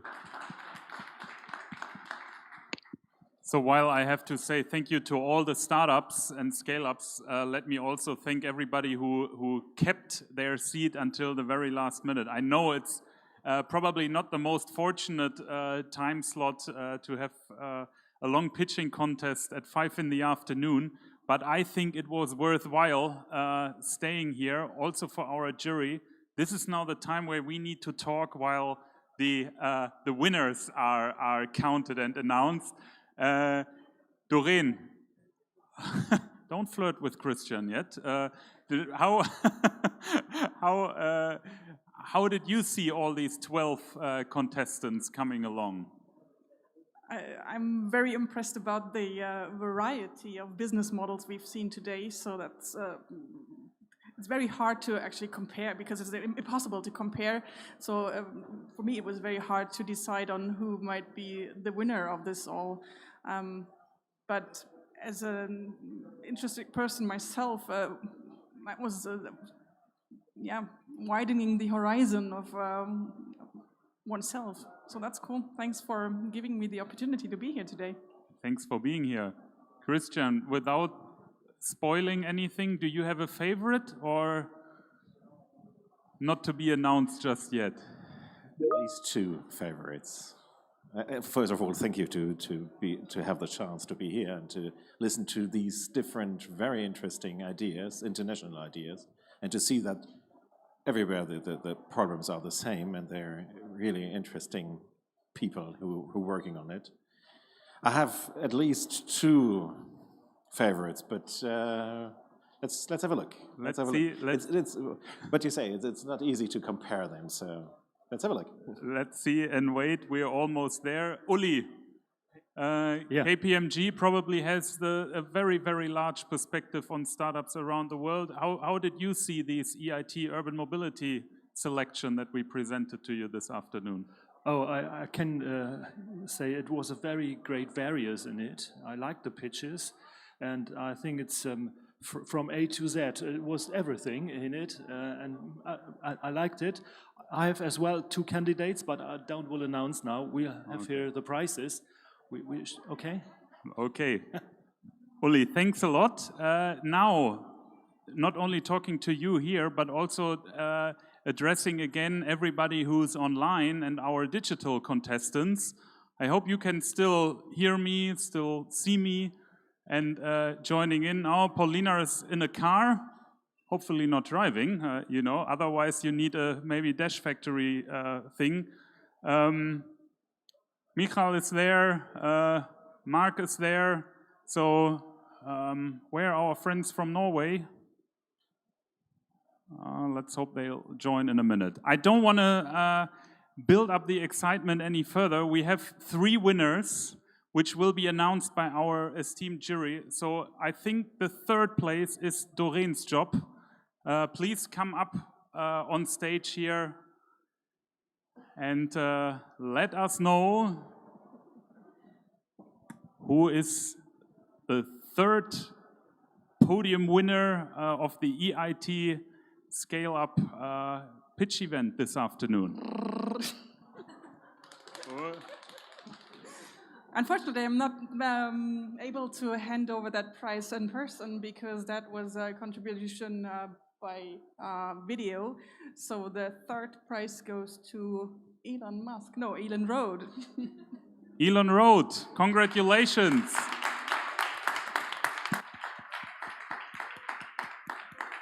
Congratulations to Sweden. Harald, what do you say? He's speechless. Okay, we'll send you, we'll ship that award to you. Congratulations. Christian, number 2. Yes, number 2. And the Oscars go, no, wrong place. No. Mark from Autobahn, 2nd place. Congratulations. Well done. Super. Perfect. Thank you so much. Love it. Mark, congratulations. I don't know if you can see it. There goes €1,000 to Autobahn and Uli. Super cool. Now there are 10 possible contestants left to win. I have to correct myself, not 3,000, but €2,000. EIT is a little bit stingy there, but don't count me on that. Uli, who's the winner? I'm very lucky to do this. It's an honor, thanks. The 1st place from the pitch is Overtech Paula. Paula, join us on stage. Congratulations. Thank you. You- It is a... Should I? Okay. Thank you. Well, Congratulations. I just want to tell you that the shuttle is still there, and we will be very glad to see you, if not today, then for the rest of the week, and actually show you and tell you more. Thank you. Thank you very much. Congratulations. We take one.